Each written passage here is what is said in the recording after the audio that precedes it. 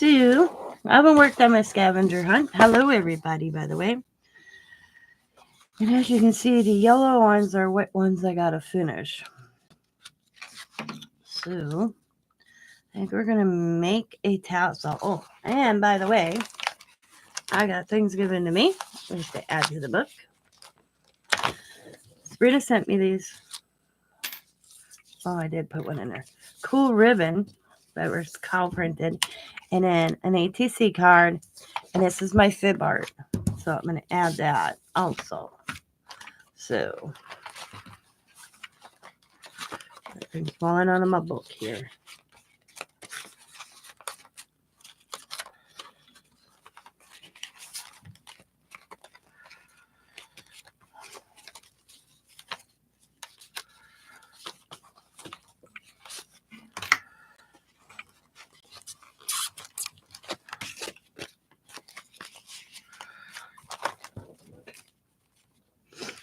Okay.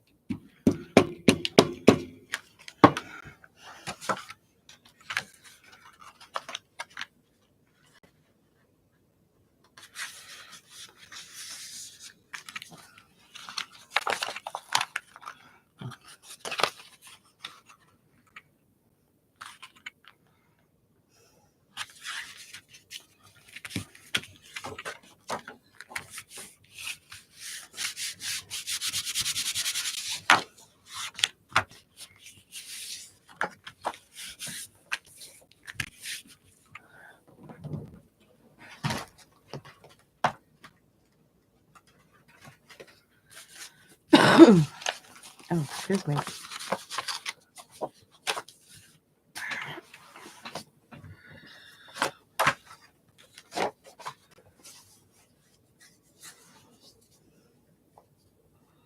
Number 80.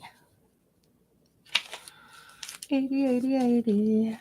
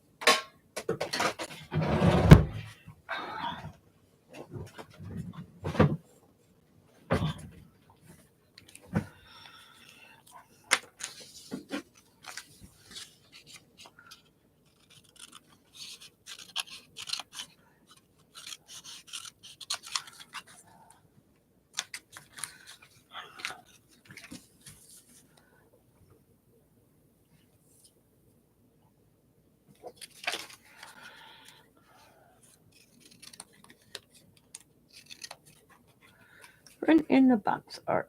Okay.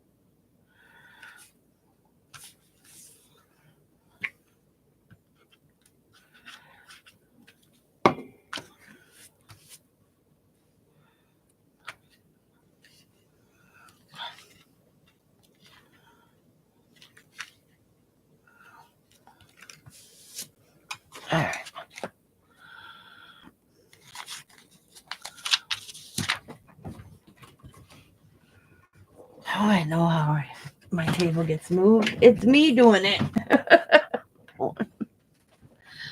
Yeah.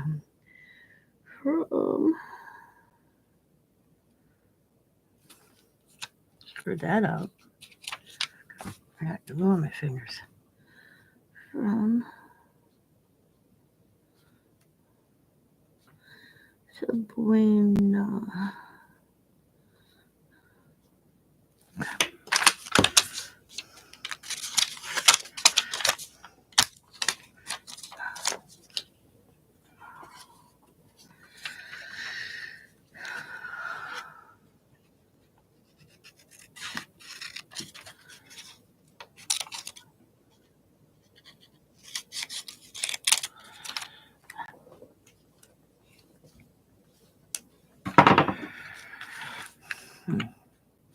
I'll put it right there. I really don't want to put it and ruin all this awesomeness that just did. So we'll just put it right on the edge.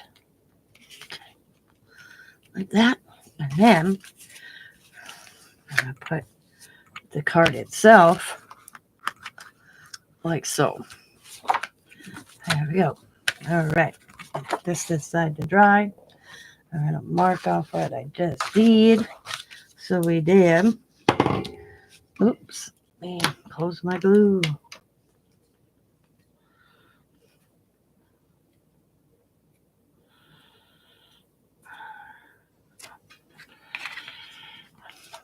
Okay. So we did fib art. That's done. And artist trading card. That's done. Yeah, I have 2 things I mark off from. That's done. And artist trading card done. Now we're gonna do. What do I say? Draw your day. Jesus, I don't need to draw. I'm trying to. What I'm gonna do is I'm gonna go down the rows. My newest thing I'm gonna try to do. So I got draw your day, make a tassel, all about you. So 3 things on that row. And second row, I have wild card, national blank day. I already have that in my head, and fancy lettering. Third row is hybrid animal, complementary colors, something given to you, swatches, and pink and orange page. I thought I did pink and orange page. Maybe I didn't. So, draw your day. Hey, I'm going to draw my day.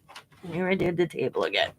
I'm going to see if somehow I can get that quit moving whenever I roll against it. I doubt it, but yeah, never know.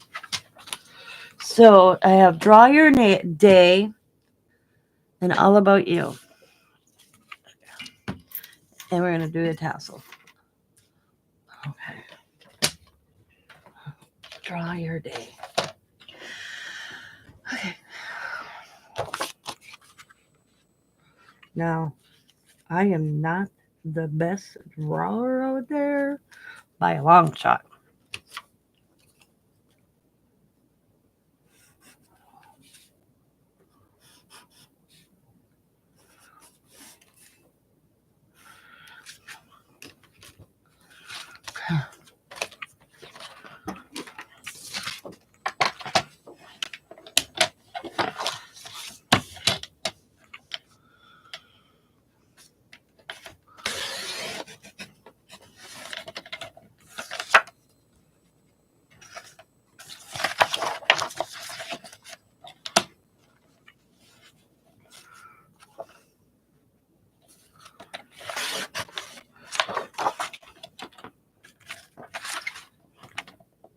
Ooh.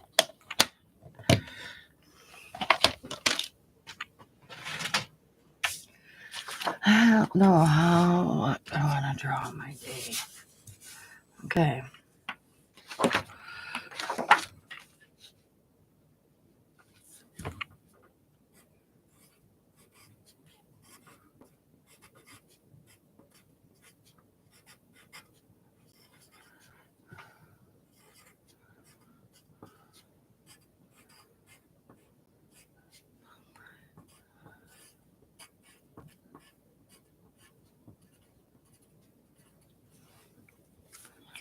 Again, I have a little idea.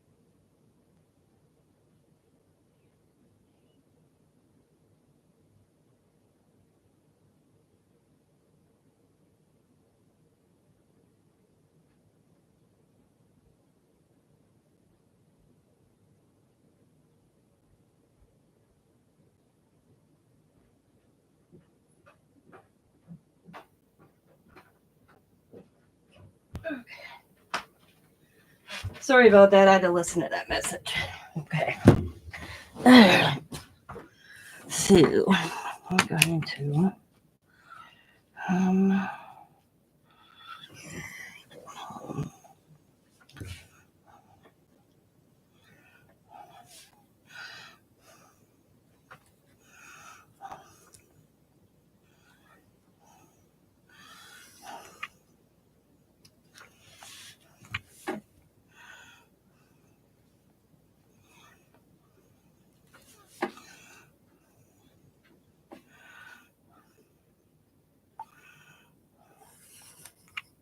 okay. So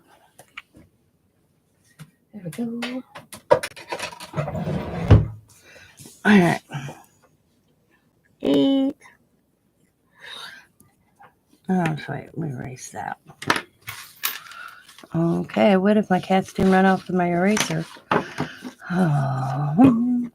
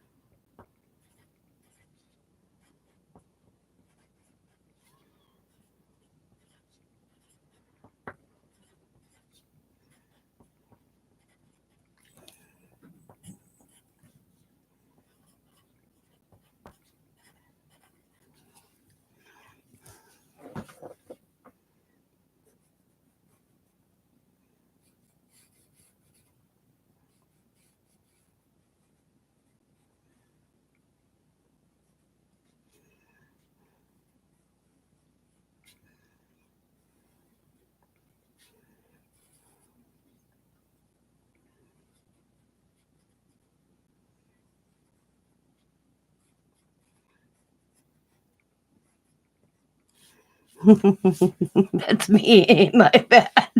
It says drawing up my day between 8 and 9. I get up. So that's me in my bed. Hi, Sabrina. So 9 a.m. to whenever.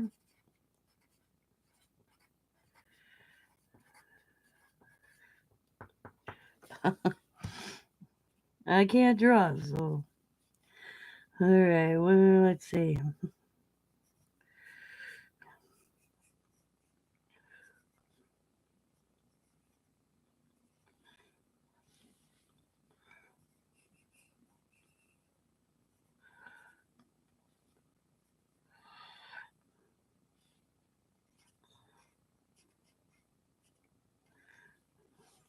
Two dishes.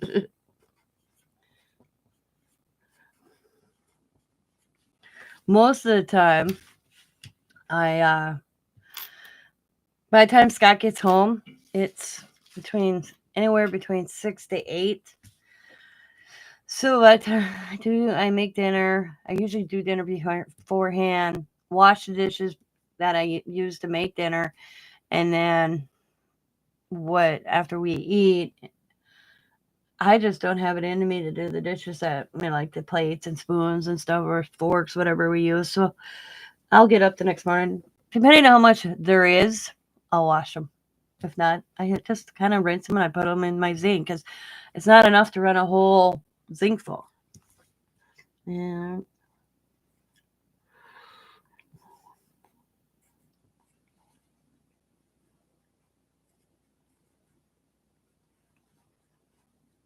It's me vacuuming.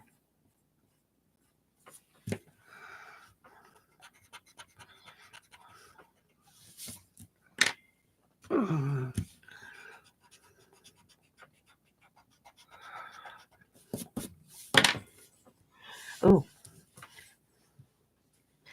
And then I come down here. Me taking pills. I should say taking meds.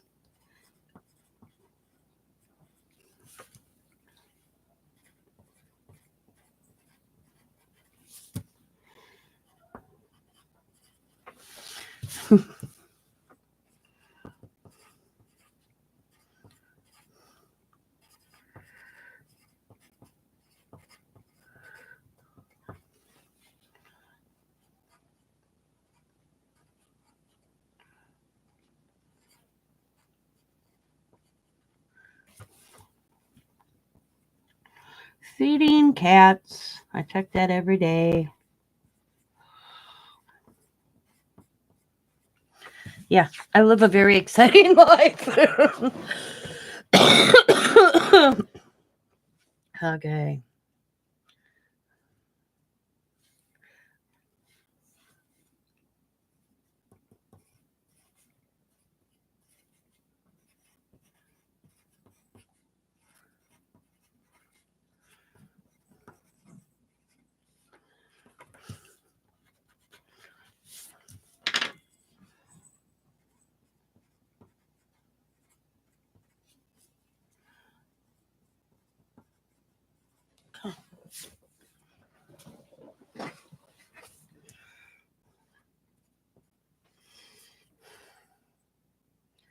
Right now, let's see. We're going to go like this.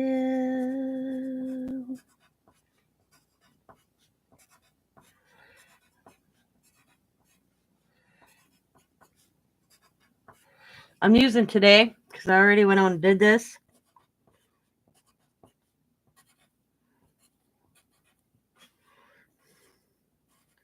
Yeah. So am I drawing? I'm a stick person.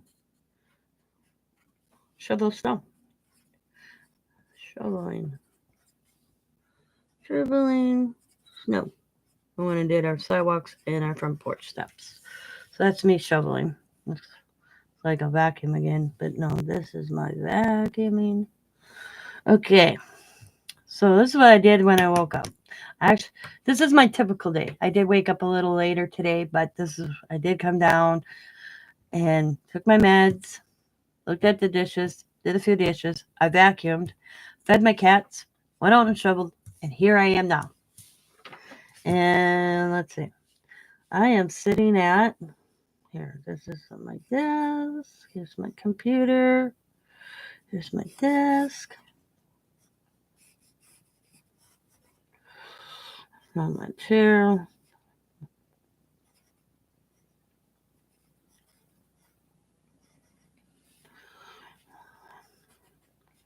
All sorts of stuff here. Crafting.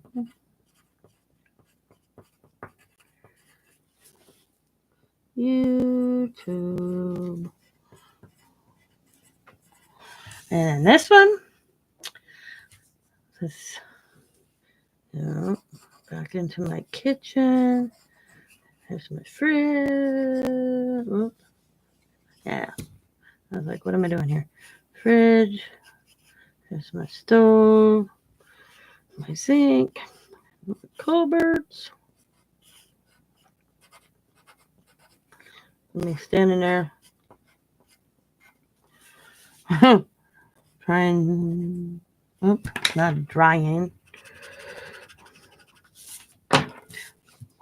What am I making for dinner? There we go. That's my drawing of my day. Like I said, I'm not an artist, but it works.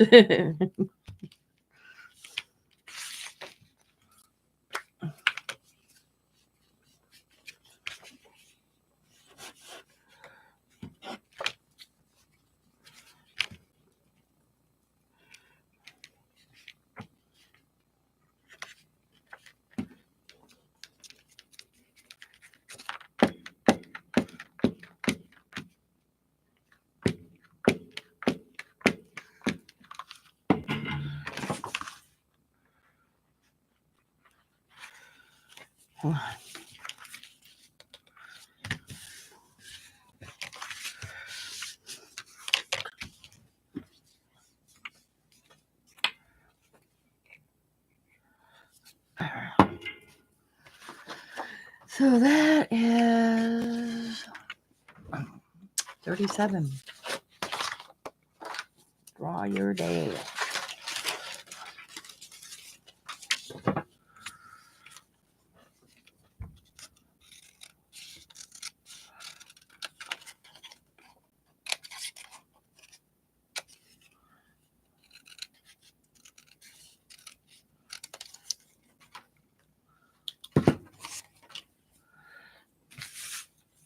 Draw your day.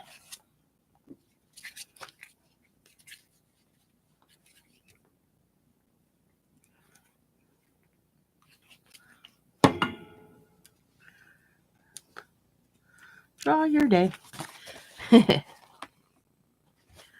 Yeah.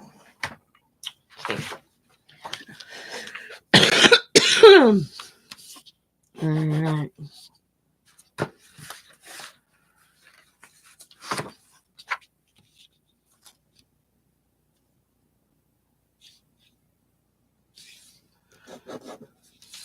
Okay.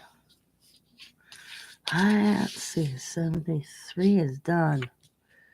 No. 73. Not botanical. Where is botanical in here? Okay, I have to double check here. Okay, we have create a logo. Oh, right there. There's my botanical. Okay, I did do it. I just didn't cross it off on this side. All right. So now we're going to make a tassel. And I have stuff sitting here to make the tassel. But I'm going to use more than that. Okay.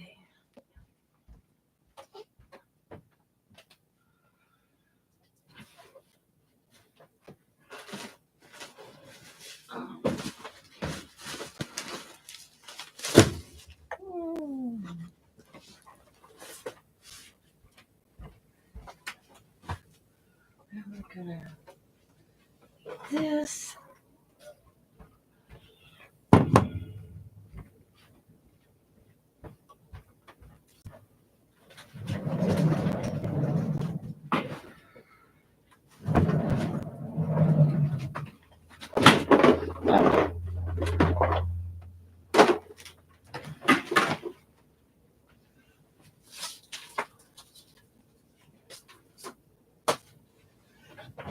Okay.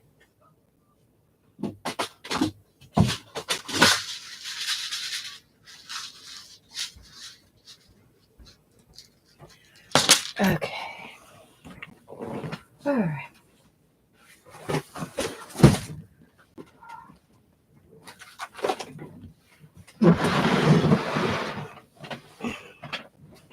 All right.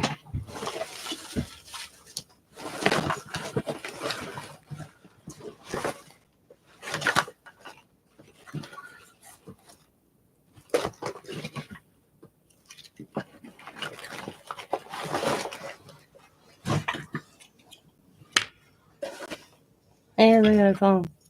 St. Patrick's coming up. I can't believe we're already on, what, 12th of February? It's like, damn. I wish those were a different color.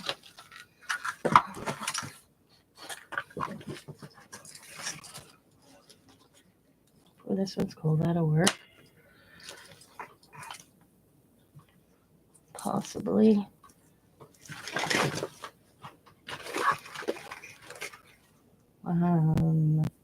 Let's see. That's winter.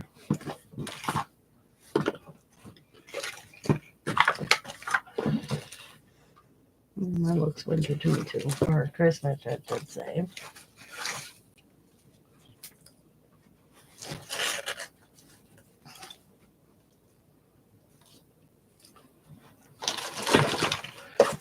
Here we go. Come on. This blue would work.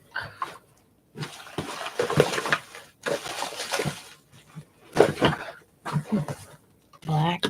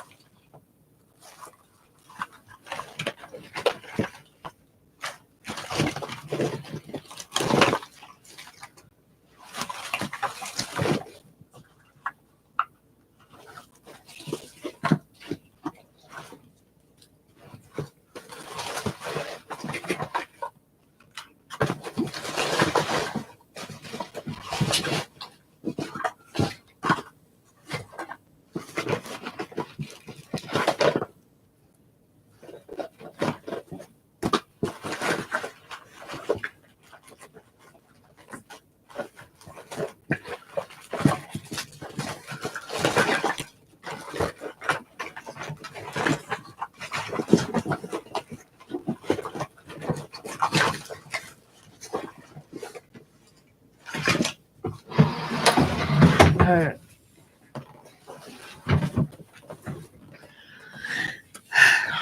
Oh. Do you want that? I don't think I need both pieces. So I'm going to put one in there. I want this. And I want that. I think this would work.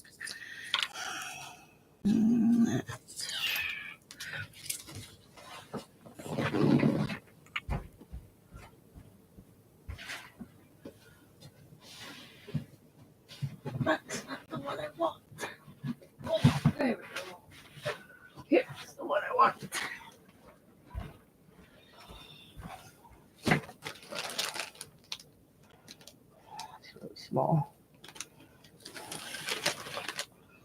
Right.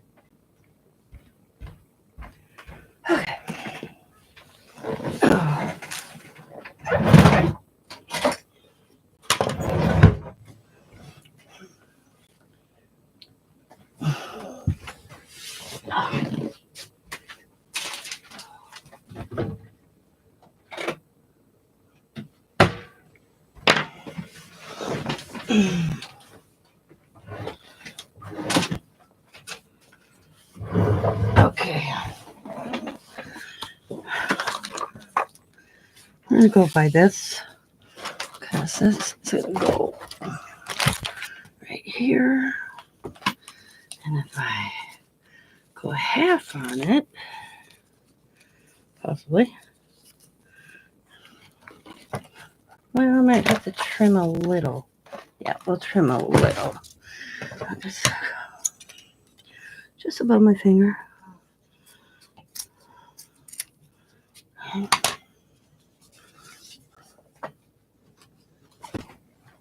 That looks good.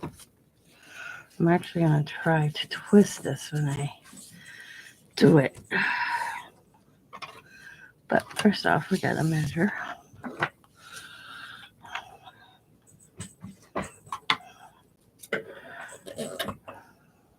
Ooh.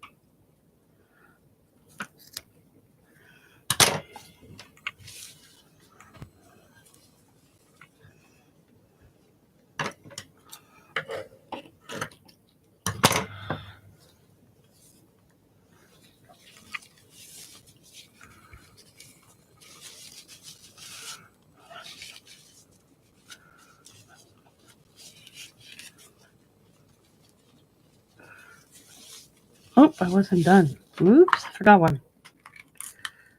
Not brown or black. Now that I look at it closer.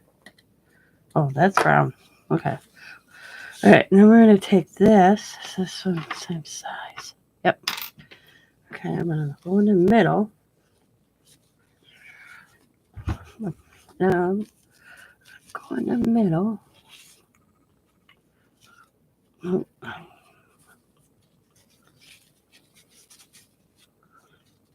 Hopefully.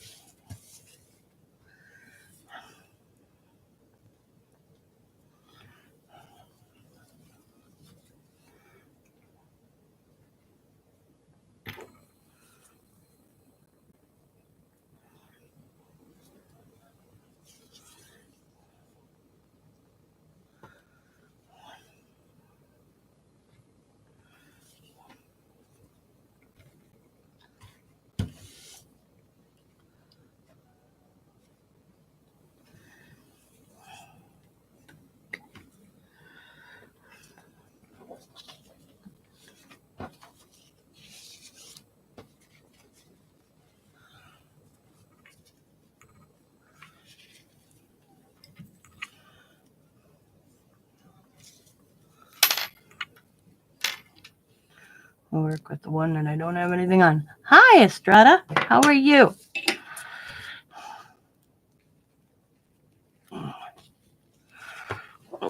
Let's see if I can open that just a smidgen more.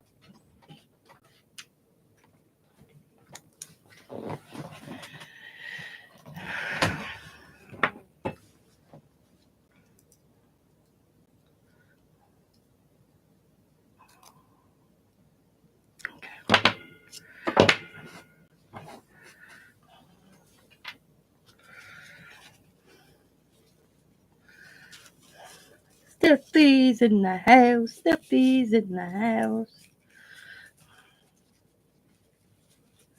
I'm doing good. Just trying to make a tassel. And I'm failing miserably using this.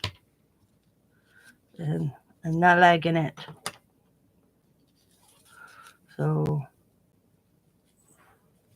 I'm trying to get everything in there as best as possible.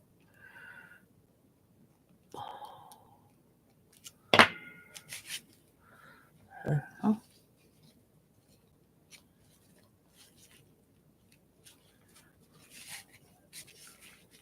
Okay, nothing came out. That's a success. And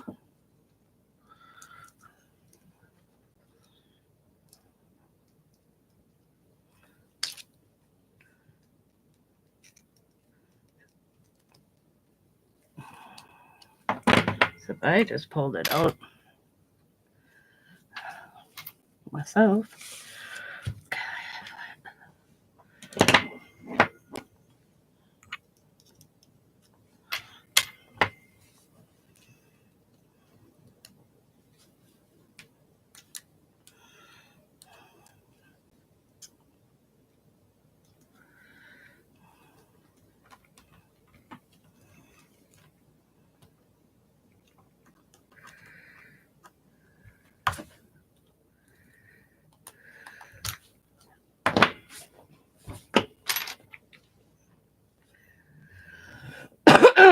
Sorry.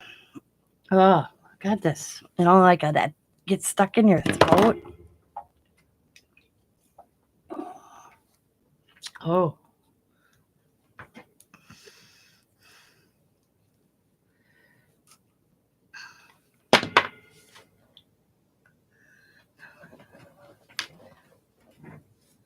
Yeah, I wasn't worried about it. I know that.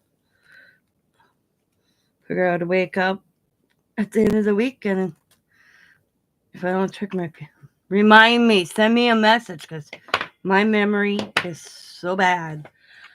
I'll probably forget to go check pay bill. Still waiting for a couple people to get a hold of me. If you listen to this later, and you know you bought from me and you haven't paid me, please go check your emails. I mean, it's a week today. Tomorrow will be additionally a week on Thursday. And I'm waiting on two people to go in and check their email or email me their information. It's not that hard. It's not your first rodeo. I don't get why people don't understand that. From now on, I'm going to check that before you can buy, because here I am sitting a week later with a box packed up and nowhere to send it and no payment. And it's frustrating as hell. You wouldn't do that to a company because you wouldn't have a choice. But you do it to a YouTube seller, you think you can get away with it. And it's frustrating. I'm just gonna say.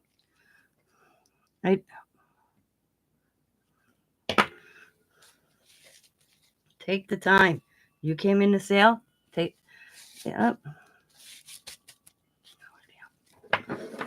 Oh, I know you're good stuff. It's just I'm thinking I'm gonna go under reputation. Yeah. Yeah. All it is go in, email me. They didn't even email their name and address to me. So I have most of you. It's a new person that came in my sale. Yep. Over and over. How many times do we say it? Please email your information. That this is a sale between Sabrina and I. This is not at Sabrina. When I'm up, it's not at Sabrina's house. You know, it's like, and then here I wait and wait. And I only give so long before I put it back. And I didn't feel it. I have a box full of stuff. I might do a blind box for a price.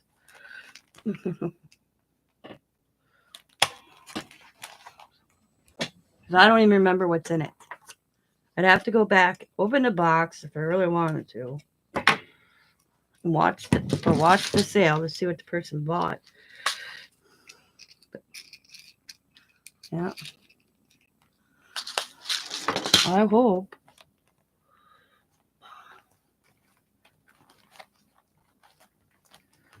I hope.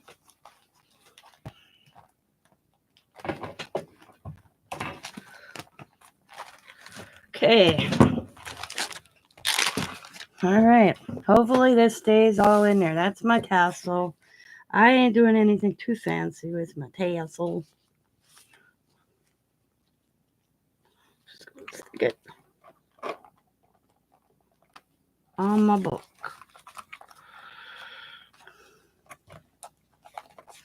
And there we go. There's my tassel on the side of my book. That's done. Okay. Make a tassel.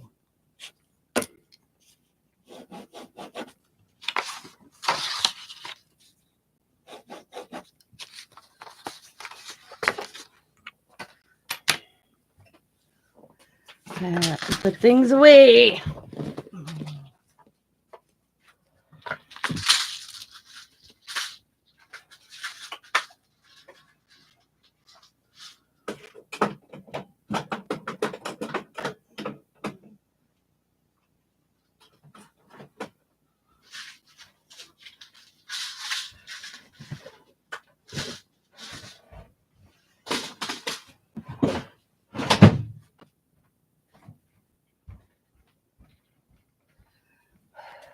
Alrighty. So,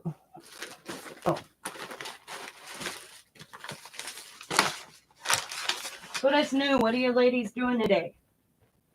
If you're doing anything today.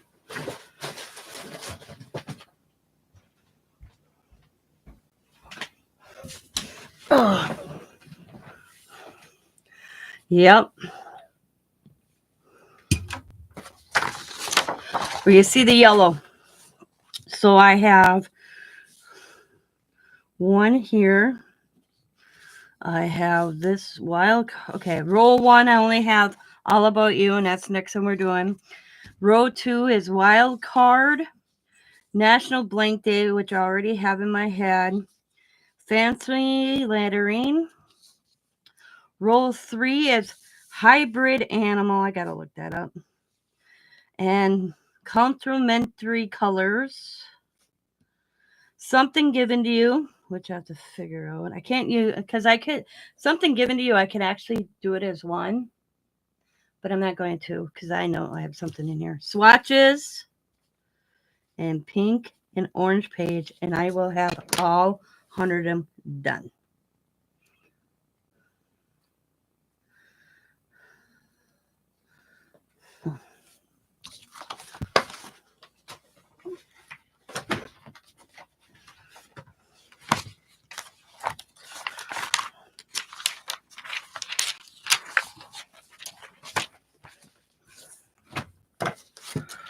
So I want to use this bright ass paper. I think that's so cool. Okay.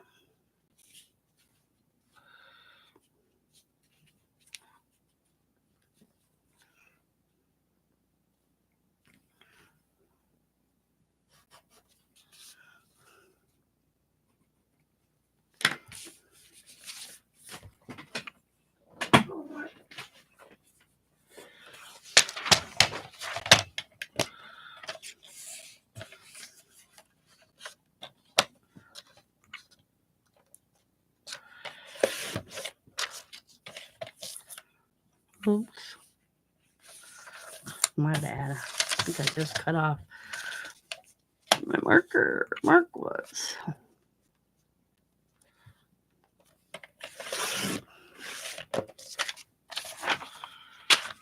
Oh, that's it. Okay. That is my mark right there. Just lost it. There we go. And then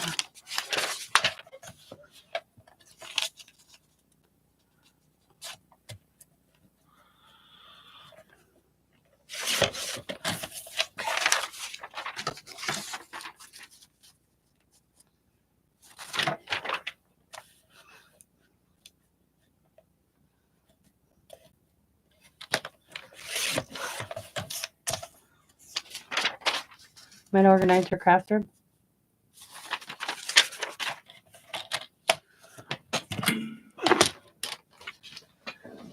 Well, so I bought this paper pad a long time ago. Okay, I ain't gonna get it out of the box because I already had it packed. But it is called Stamperia Sir Vagabond Japan. I also have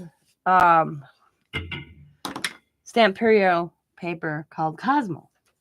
I believe that's the name of it. I can't cut it. I can't touch it. I take it out. I look at it. I pet it. Put it back. I've had it for a while now. So Sabrina does such an awesome job on her journals that I can't wait for Riley to see the one she's getting for her birthday. I can't wait to see it in person because, cameras only can do so much. So I bought the Taylor, or actually, I don't know how you want to say it.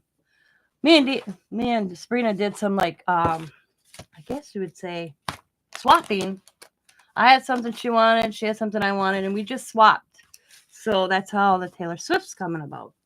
Is we swapped for something I had. Yep. So in the process of this Taylor Swift one that Riley's getting in March for her birthday, I bought the Cosmo paper to do something for Coda Bear. Because it's the stars, it's got in there the wolf tribe. So that's what their little label is. I don't know every nation in American Indians, Native Americans, sorry. They have animals like turtle, the wolf, the bear. I'm forgetting one. Oh, see, the turtle, the wolf, the bear. What is it? Oh, now it's gonna bug me. Hang on. I think it's the eagle. For the Native Oneida Nation. And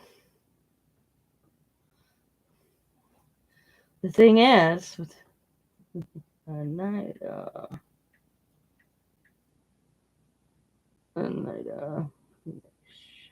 okay.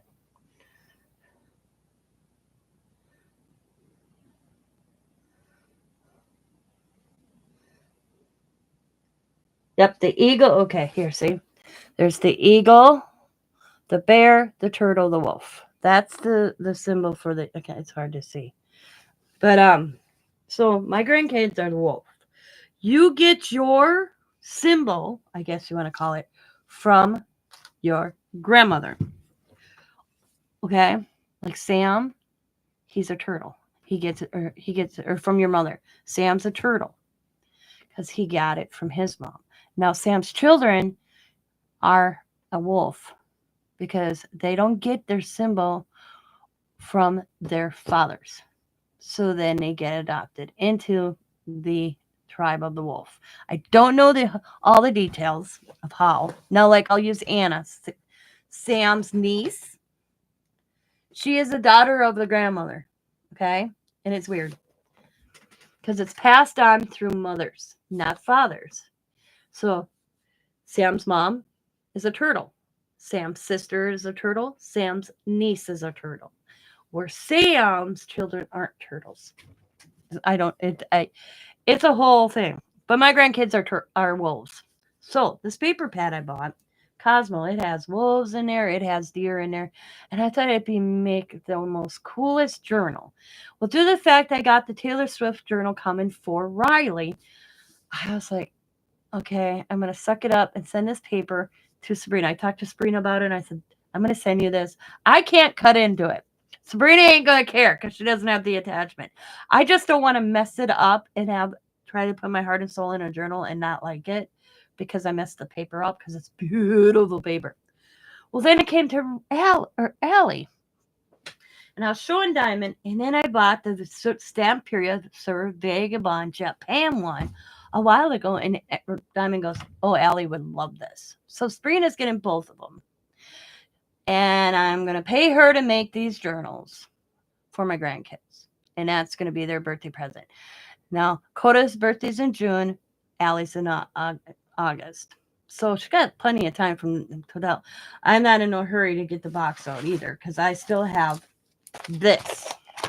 So I'm going to be stamping these out and this, and I'm going to be coloring these and sending this in Sabrina's box to use in Allie's journal. Plus, there's some stuff I want to order that I found because I just bought a one paper pad of Sir Vagabond Japan. Where with Koda's, I bought the 12 by 12, the 8 by 8. I bought the chipboard and some embellishments. So you have that last stamp I showed, this one. So with Allie's, I only got the 12 by 12. So I found it on Etsy from a shop. And I'm going to put an order in and just send it right to Sabrina so that she has it. So now I'm working on this today. My goal is to get down one list a day to get this finished. So I'm going to get this done, all about you. And then I'm done working in here. Tomorrow or the next day I go on, I'll do this one, and then I'll do this one, and then I'll be done. That's all I'm working as. And then I'm going to sit here and stamp some these images out. And now the whole question is, when I stamp them out, do I want to do them in colored pencil? Or, like, see, this one, I'm only probably going to stamp her out and maybe you never know. I'll just stamp a bunch of them out and Sabrina can do what she wants with them. These are going to be hard to color, so I'll just probably stamp these out on white paper. Where this I can color and these I can, because I got to look at it. I paid $1.49 for this. And then,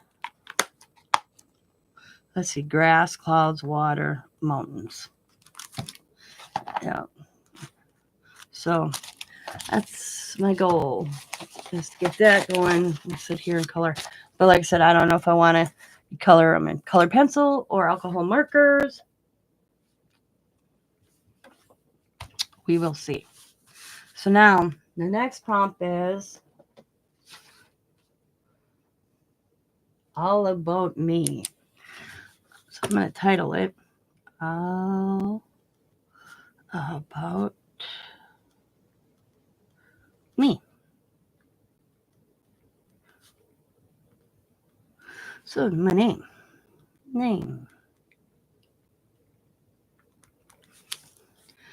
Tina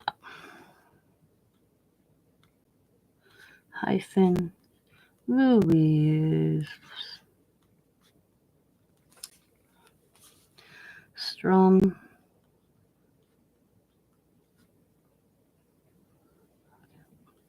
That's my maiden name. And Massey, which now looks like an S or H. Jesus, I can't talk here. Massey. B-Day. March. I can't believe my birthday is in a month already. 7th. Okay. Parents.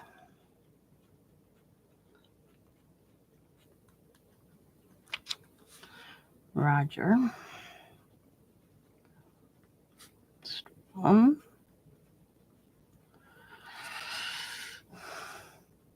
Patty.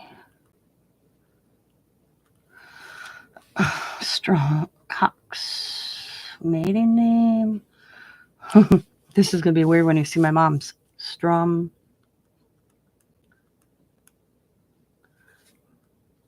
Bensley.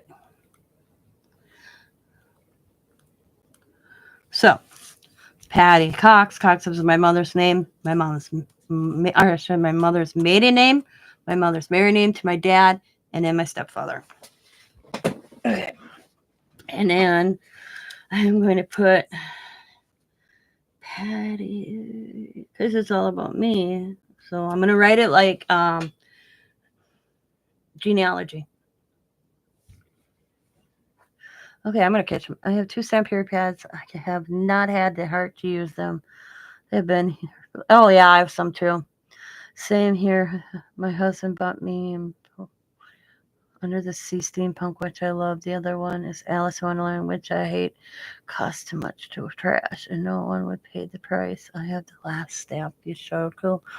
Oh yeah, hopefully one day you can use it, Brenda, and hopefully you find someone that will buy the Alice. Maybe you could get the project with it.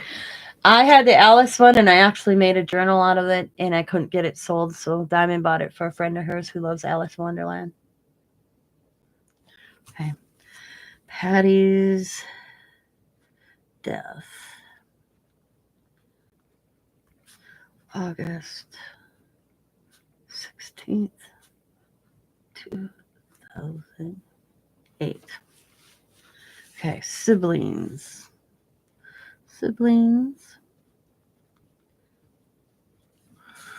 Timothy.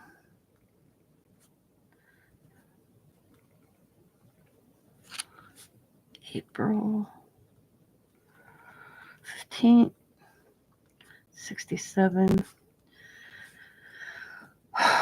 May 27th, 2005. Christina,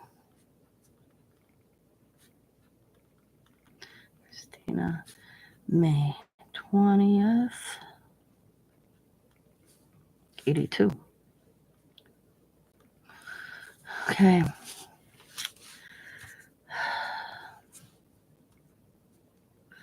Jamie, June. Oh man, I can't remember. Jamie is my foster brother, and we never. It's weird. I can't remember his birth date or. Oh. It's just weird that I can't remember. I'll have to fill that in. I don't know why I can't remember Jamie's. I'll be right back. I will be right back. I can't believe I can't remember Jamie's.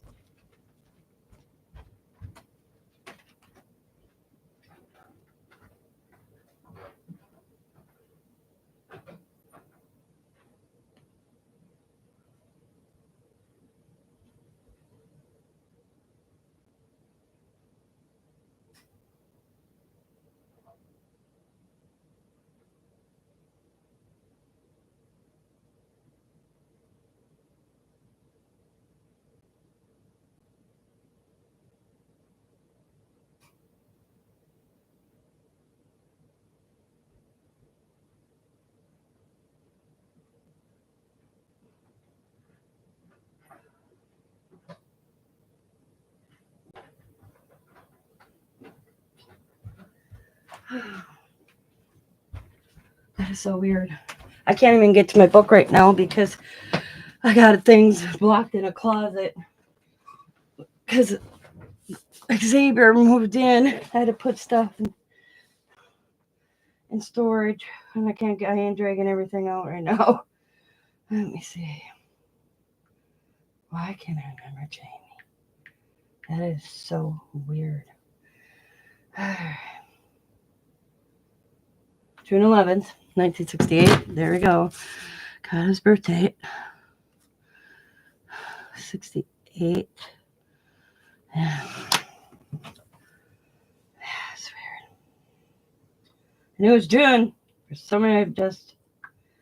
You know what? This is so funny. He only has me up. I control my brother's Facebook page. He only ever had. I never looked in this before. I didn't need to. And he has me just as his only family member. Nobody else. Yeah.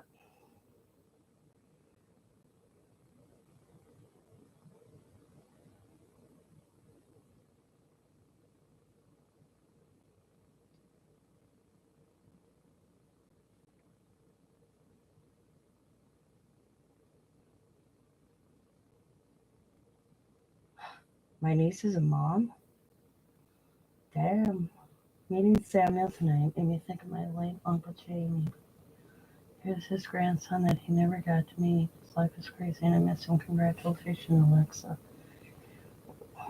I didn't even know she had a baby. See? It's mm, um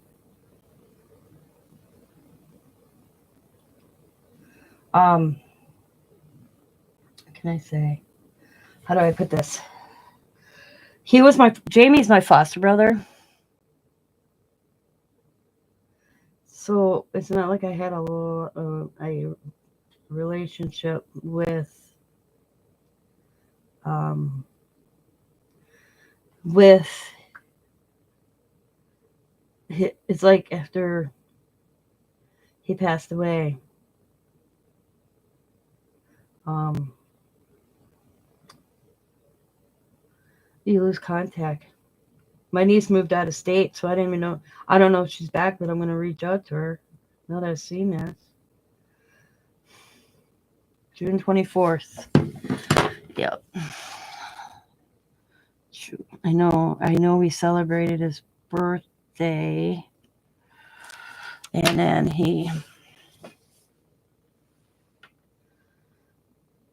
wow,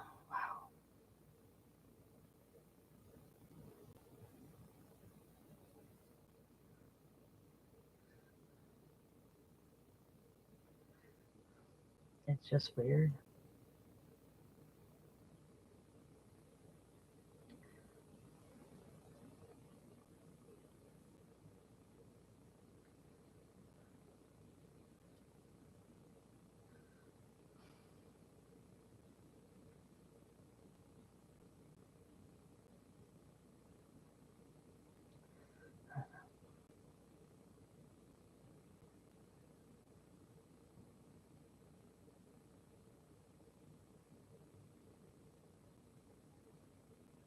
Hmm.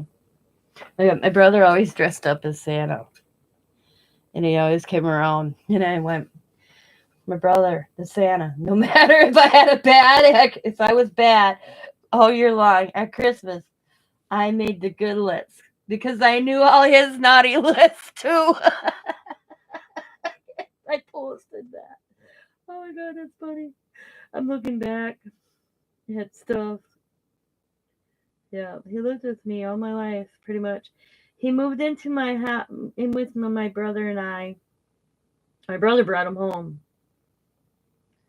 Um, when I was 12 years old.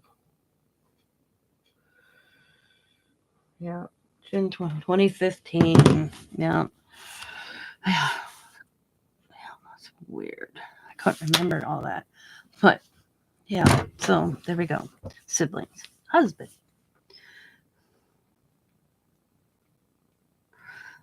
Oh, I should have put where I went to school, but oh well. Scotty.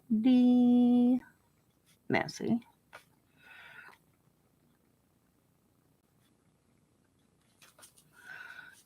In laws.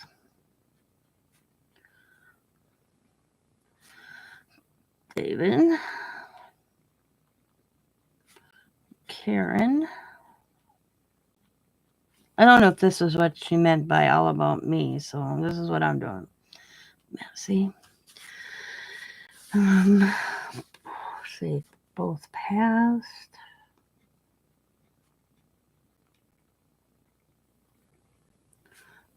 2023, 2008. Okay. Children. Diamond. I don't think I have to put their names down. I don't know why I kept putting everybody. Diamond and Xavier.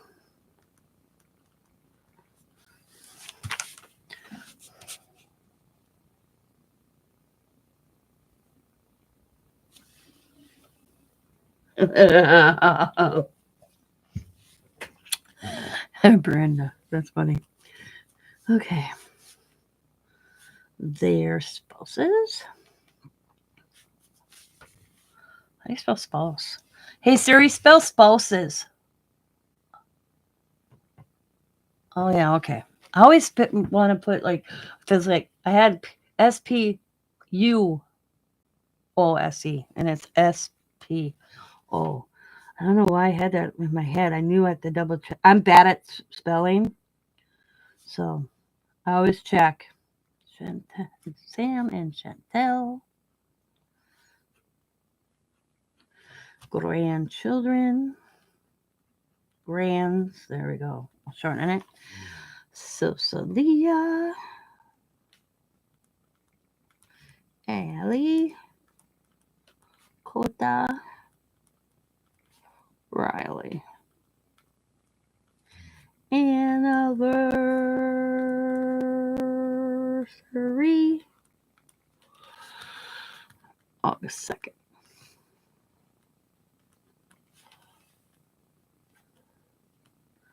What I put? Husband Scotty messages. August 2nd. 97. Okay. 92. 96. There we go. Okay. All right. Let's see. Name Tina Louise Strum Massey. Birthday March 7th. Parents Roger Strum, Patty Cox, Strum Bentley. Patty's death August 16th, 2008. Siblings Timothy. April 15th, 67. May 27th, 2005. Christina May 20th, 82. Jamie June 11th, 68 to June 24th, 2015. Husband Scotty Massey August 2nd, 1997. In-laws David and Karen Massey passed. Both passed 2023. David 2008. Karen. Children Diamond 1992. Xavier 1996. Their spouses Sam, Chantel Grand, Sosalia, Alice, and Coda Riley. Sosalia, Allie, Coda Riley. Anniversary August 2nd. What else do you want to know about me? I have one line left, guys. One line. Oh, grandparents? There we go. Grandparents.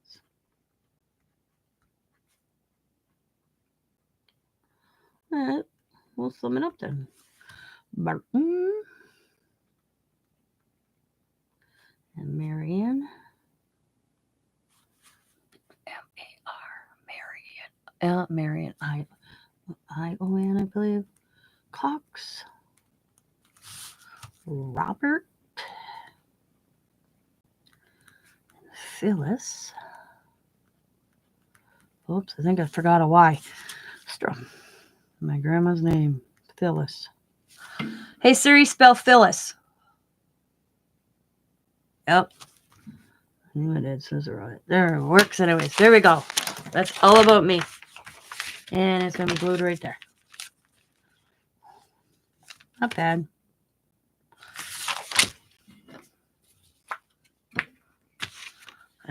I'm bad at spelling.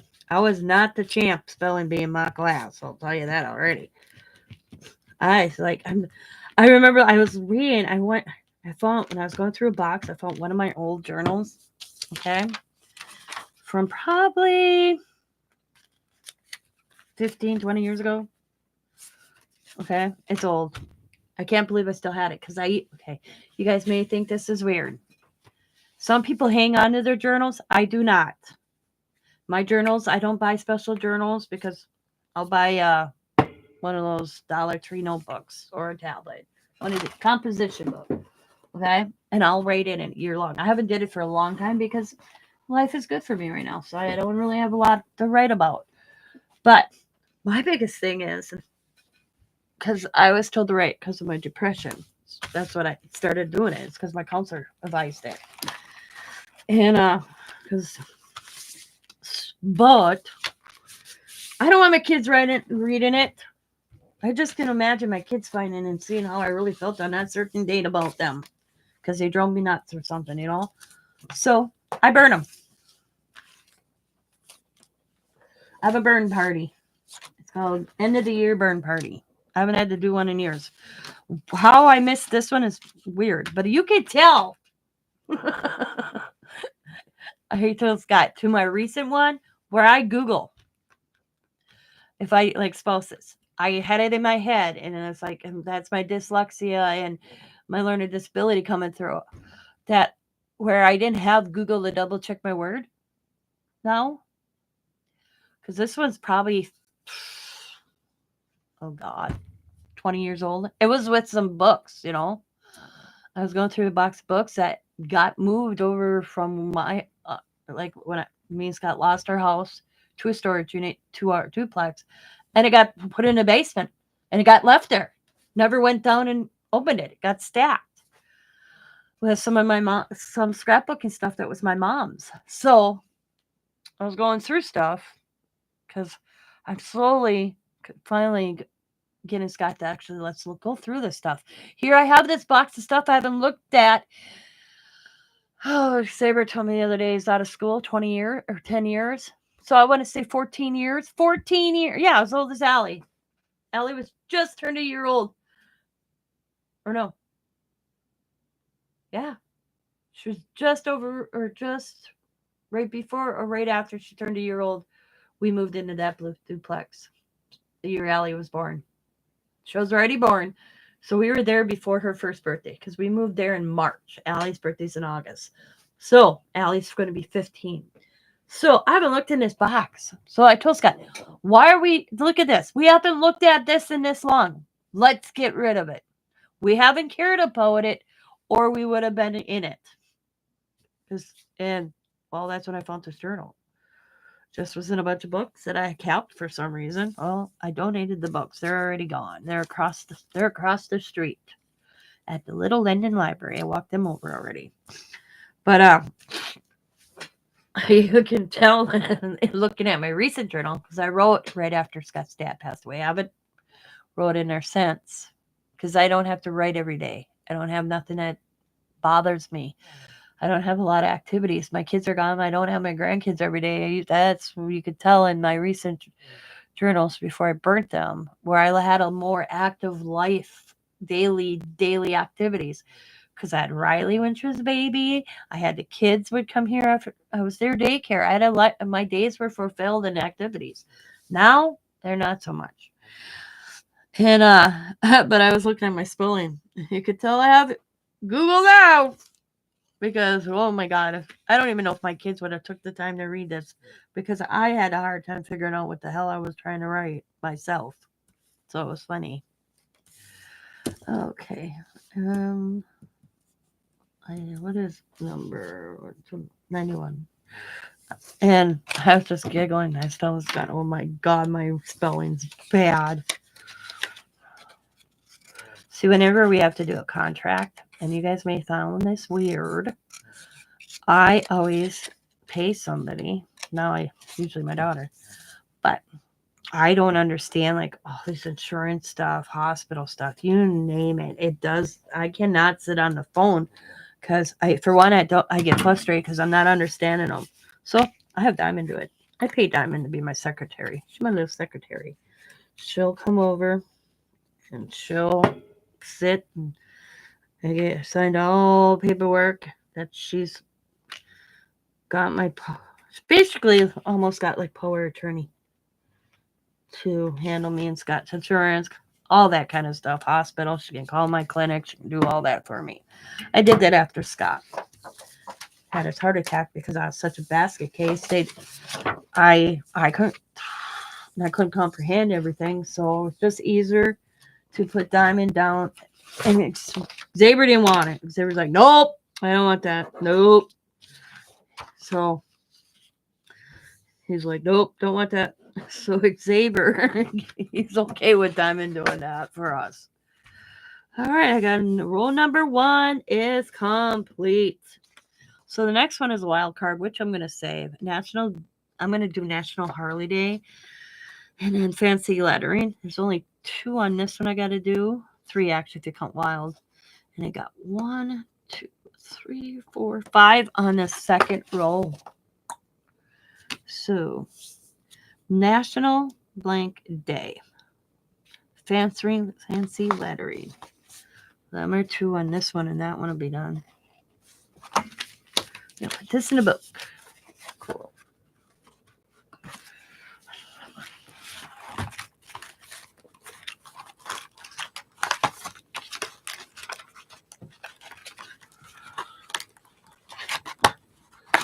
Then I have to do a whole video. Well, I shouldn't say whole video. Yeah, I should do. I mean, we'll do a whole video. Why am I doing this? I do that all the time. Hang on. So we're going to go like that. Boom. Boom.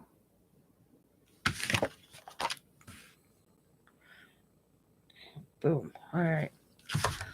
So I can post that.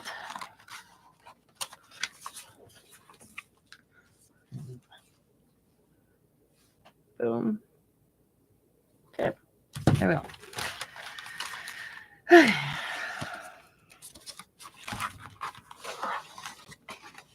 That was stickers.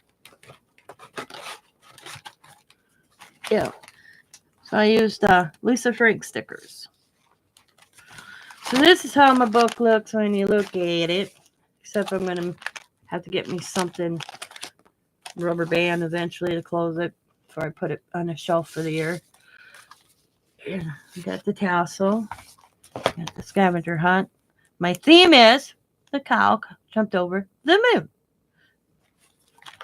Then we got cut out circles and expose fallen pages. So I did that. This is pattern paper I use. This is bingo card. Use a stencil and flowers. That. This is stripes, black and white, and Dr. Seuss. This is blue and brown page. View out my window and use our acrylic paint.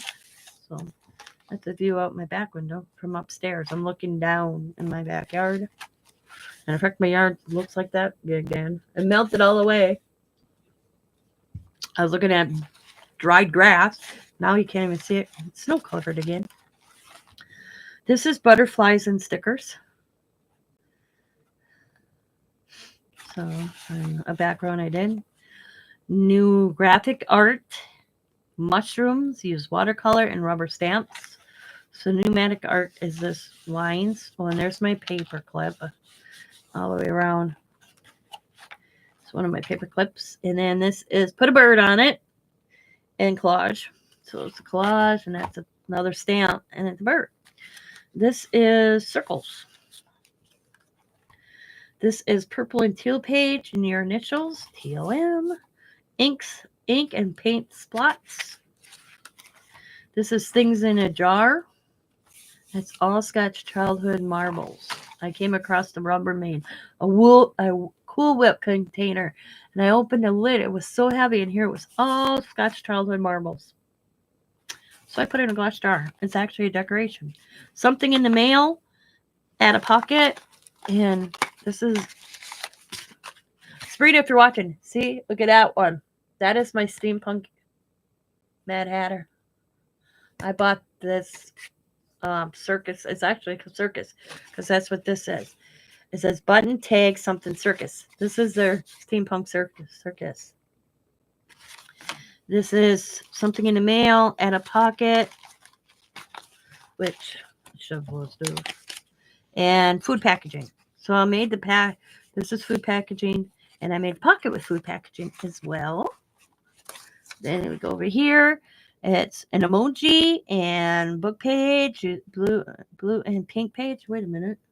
Oh, that's pink and orange. Okay. And wanted poster. So then this is greeting card. I can't remember the last time I let snowflakes tickle my tongue. Go ahead. Be a kid again. Wishing you a Merry Christmas from Scott's aunt and uncle. And then use bubble wrap and a greeting card. So that's that. This is ephemera. I thought it was cool because it was packaging as well. And then there's another emoji. This is a yearbook page, and that's Sabrina's mom right there. Because I can't find my yearbook. I must have got rid of it. So I hope I come across another one. And yearbook page. And then when you flip up, it says things in a glass. So I actually did two things. I drew a Pepsi, something cold, so my Pepsi. And then it says draw your cup. I don't have a cup. This is my cup. It's actually glass. I just used just a random cup out of the cupboard. I don't have a special one like Scott. So I just drew this cup and I put Bugs Bunny on it. And this is actually one of those little spoons like this. I cut it out so it's in there. And then the next page is the Tangles. And this is Quilt Something Coffee. This is from Scott. Add a tip in. And when you open that, it's my butt. Use a frame and it's put a butt on it. So I drew that butt. I'm so proud of my butt. I think I did it really good. And I put a little Playboy on it. And then I got some butts from Smokes. And this is use twine, ribbon, and tissue paper. So there's another stamp image. And then this is tissue paper. This is tissue paper. And I went moo because I was mooning. That's why I did that, yeah. This is, let's see. Oh, candy wrappers. So I got a Hershey candy wrapper, Twix, and these Skittle things that Xavier bought, and him and I were eating them. And then he had this, so he gave it to me. This is something nature. So when I went outside, and that is some sticks, and I just put it in a plastic bag and taped it all shut. And then this is Create a Border Art Nouveau. So I created a border, an Art Nouveau. This is my stick figure on black background. And this is my planner page, January's pages of houses. I like how I did this. So when you flip it, it looks like that. And then this is my unused product. Saber gave me these socks, God, I bet you 4 months ago. They're still in my drawer. So I finally wore them and I kept the packaging. This is my postage. I have postage going all the way around. You'll see it on the other end. And veggie stickers. And this says look through the keyhole, found relatives. So this is Scott's grandparents. So when you look through the keyhole, you see them. And then this is include a photo. And this is Scott's grandparents' wedding picture, which I have that veil. I have that dress. I have that socks or gloves, not socks. I probably do have the socks. I have everything of folded, rolled up in like meat wrapping paper, all rolled up nicely, and it's layered and then rolled up in Scott's grandparents' cedar chest. I want to get it framed, but I'm scared to touch it. I unrolled it to see what it was. It was just gorgeous. Tiny woman, though. Oh, which so Scott, when you hold up the little dress, she's tiny. So that's Scott's grandparents. I have that picture. It's hanging in my hallway. Actually, it's Scott's picture, or Xavier's picture. That's who Xavier's named after. That's Clarence. My son's name is Xavier Clarence hyphen Burton. It's named after me and Scott's grandfather's. That's the one right there. And then it's me and Scott's wedding day. And then it's ancestral flag. I went with Massey. And there's jelly print on the back of that. And then here's jelly print again. And then here's the rest of the postage and a window envelope. You had to do that. So I put me and Scott in there. And this is my fingerprint faces. So that's my thumbprint, and I just drew little faces on them. And then we have what? Oh, you had to do a Monet. Oh, did I do that? Oh no, it's complementary colors. Monet page and a real and joke. So I did pink. It's hard to tell different shades of pink.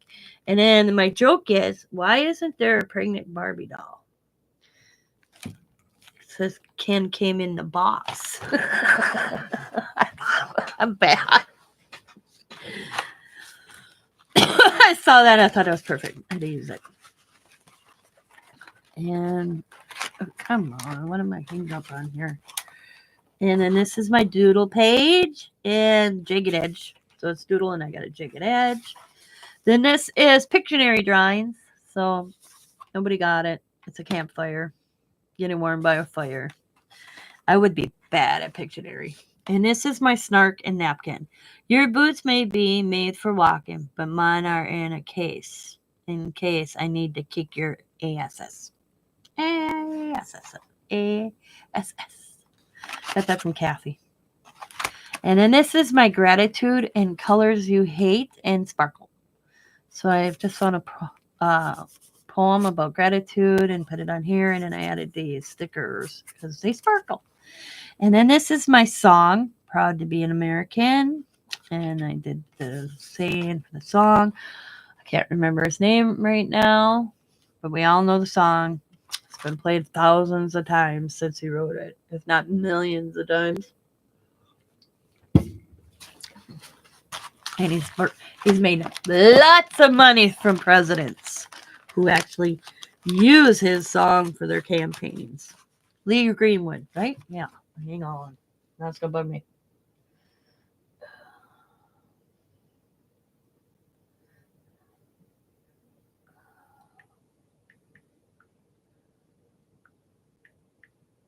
Yep, I was right. This man.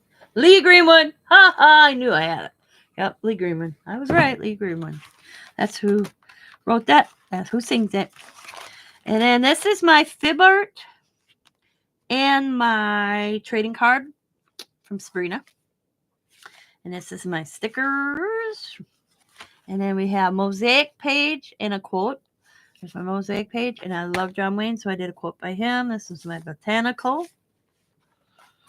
And then this is my create a logo, create a border. I did create a border twice. So here's my logo. I like you more than crafting, and that's a lot. Tina's Messy Crafty Life. That's my logo. And this is Draw Your Day. Don't judge me. And then All About You. And that's my book so far. And I don't got much left, like I said. If I work on it today, or I may do the one page offline. And then that'll be done. And then here. Because there's only what? Wild Card, National Day, and Fancy Lettering. I have to figure out what a hybrid animal is. I'll have to look that up. I think it's like two animals made into one. Could be wrong. Oh, yeah, it has been. It's not totally wrong. Crazy, crazy. This whole country's nuts. And we live in this country, so that means that us people are nuts.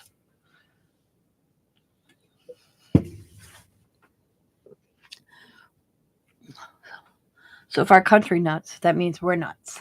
I mean, the people. It means we're nuts and crazy.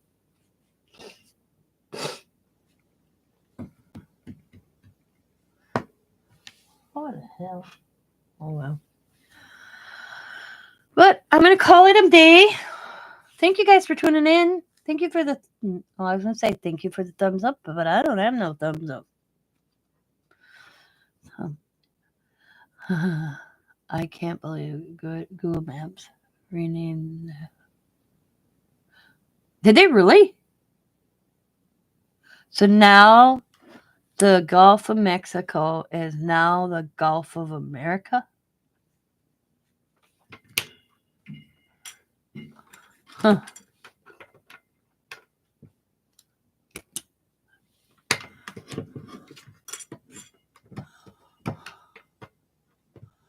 I figured he was just shooting his mouth off when he said that. I do like, I do like they're finding all this money that has been crazy spent, you know. I am glad they're finding that and they're stopping that, but there's other stuff I don't agree with. But give us a big tax break. I think they should say, okay, sorry that we found all this money and we're not, this year you do not have to file taxes. Due to the fact we found all this money, we're going to give you a break.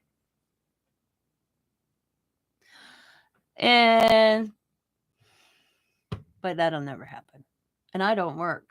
But I'm like, people that work, I think of like if only all the people in this country that work. And I think the biggest one that's disappointing, I know they have all these stupid things they think they need to help with. But the biggest one for me is FEMA. That money should have never been touched for anything else except for disasters for American people. That one is the one that I think bothers me the most of all of it. That one. My husband, like Scott says, I pay into FEMA. I didn't pay into FEMA for something else. I paid into FEMA for disasters. He goes, for families. for states. He says, I don't care if it goes, like you think about Wisconsin. I'll use Wisconsin. But we really don't get a lot of big disasters here. We have a tornado, but you know how they categorize them? I mean, that we have to ask for FEMA. I'll be honest. I will have to Google that and look the last time Wisconsin asked for any FEMA aid, okay? All right. So every time that Scott's off his paycheck or whatever, how they do that goes to for FEMA. So how often does somebody in Wisconsin actually use FEMA compared to, well, you say Florida? You know?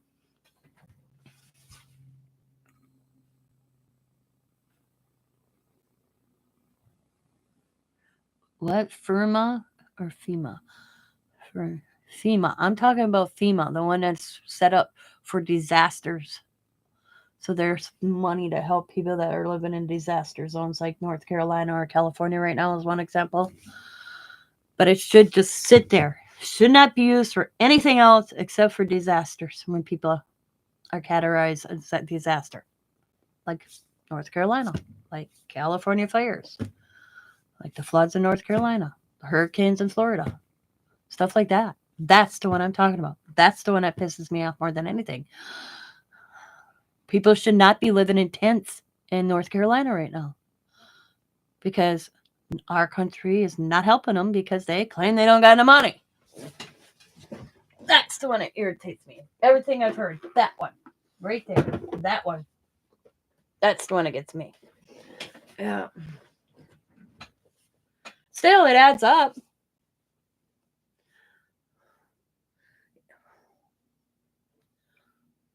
You figure if everybody in the United States paid $1 toward it, it's a lot of dollar that should have been in that account and not touched for hotels, not for somebody that shouldn't have been touched. Should have been sat there and not touched until there was a disaster, not pulled out for something else for New York for room service. Yeah, I just read an article. It's crazy. That's the one I'm so mad about. Doesn't matter if it's a tiny bit. Shouldn't have been touched for what it was touched for.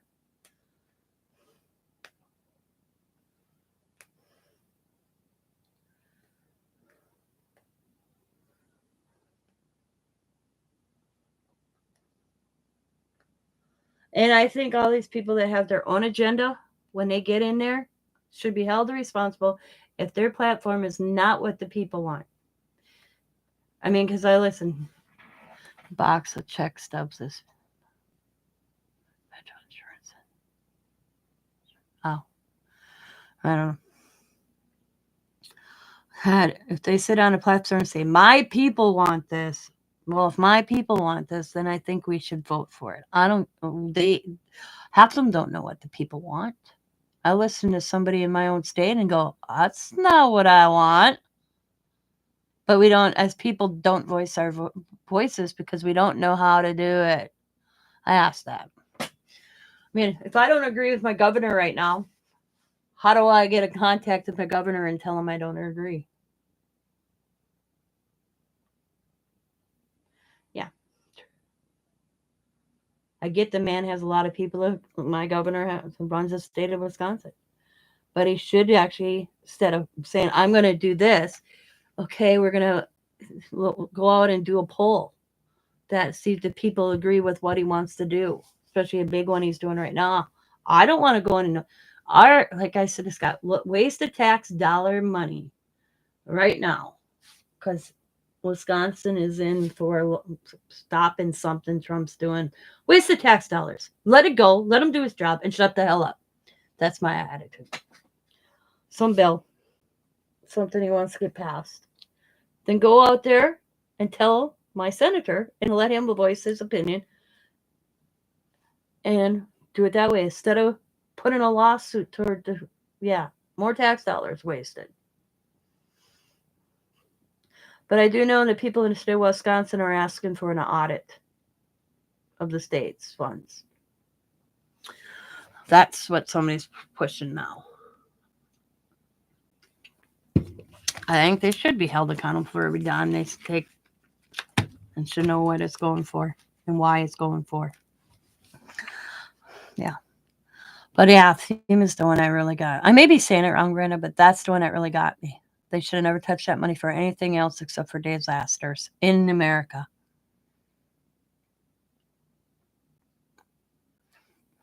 Yep.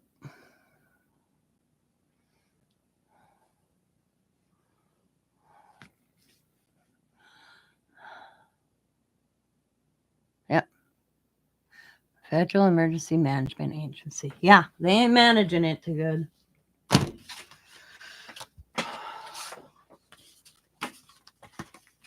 Because the average person, when I was talking to my neighbor, when they pay that in, whatever the amount on their paycheck, they're thinking it's sitting there to help a crisis. Okay? We were over at a buddy's, just chilling in a driveway. We were all talking about it. They were all under the assumption that money was sitting in an account waiting for some disaster in the United States to happen so that people that don't have homes anymore have money. Here, come in, you can get some money, go get yourself a hotel. Okay? Yes, we're going to get them in to help build the road. Yeah, we're going to get FEMA in to do this. Da, da, da, da, da. Yeah. Not for what this come out that they used it for. That's, yeah. That's just one. They were on a ball over there. There was like over at Paul's, I bet you, 7, 8 people standing in a driveway. I thought something was wrong. I walked over and thought it was Dorothy. Nope, there was a bunch of Paul's friends, and they were all talking, and that was the subject they were talking about. Was that one? That's what most people thought. That, yep. Yep. Oh, but I'm going to call it 30% of FEMA's money goes to the adjusters that take your statements, not the people who lost everything. Exactly. 30%. They shouldn't get 30%. Here, you're on a salary. This is what you get. Do your job and shut up. That 30% should be down to 10%. They make money. They don't need any 30 more percent. Oh, they're already on a salary. They don't need no more. You already paid to sit on your butt. Now go on and do your job. You don't get no bonuses. Nothing. Yeah.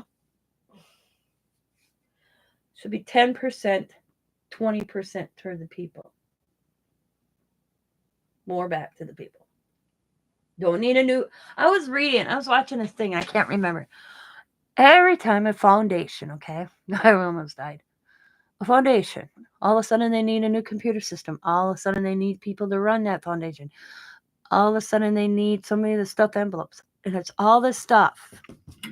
And when they followed it, they got to the building that they claim this is coming out of to help, I'll say, feed Americans. Okay? So they got this money.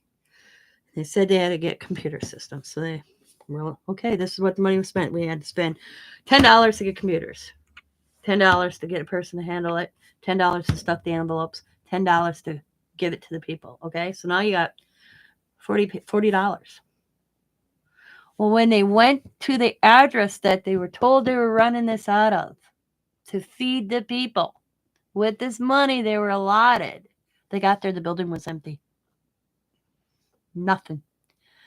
Not one thing in the building. It was totally blank. No computer desks, no nothing, nobody. Makes me think of my loan through Wells Fargo. Nope. Wells Fargo sold my loan. This is how me and Scott lost our house. We were paying Wells Fargo. They were sending it to a loan company that didn't exist. And then when it came to light, it was actually I watched a thing on it. I recognized the name. It was an office and there was desks in there, but no people. It was a scam. And Wells Fargo did not catch it. And that's where me and Scott's loan went. So every dime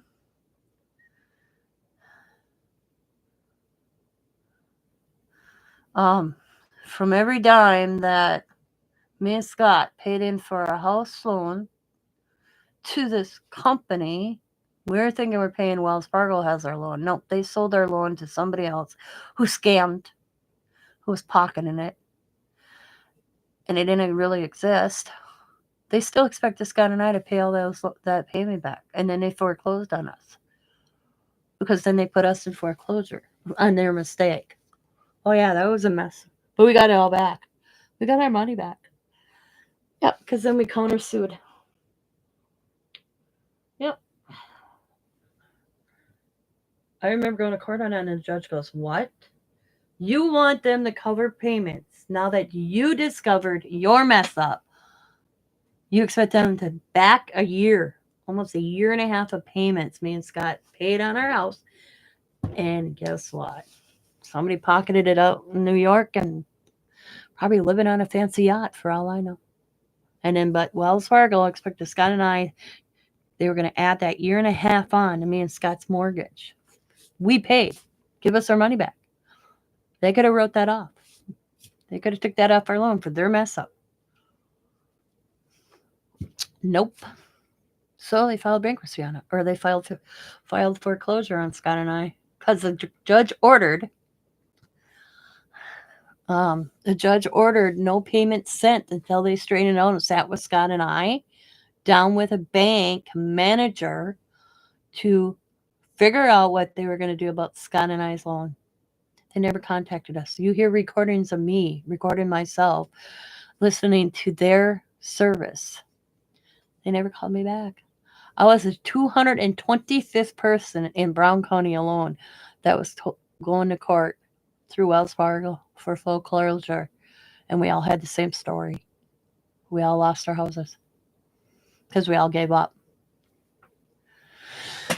because we wanted our money. Well, then the state of Wisconsin actually got involved, and I got this letter, and I'm glad I opened it because I'm a good one that looks, and I learned a good lesson by this.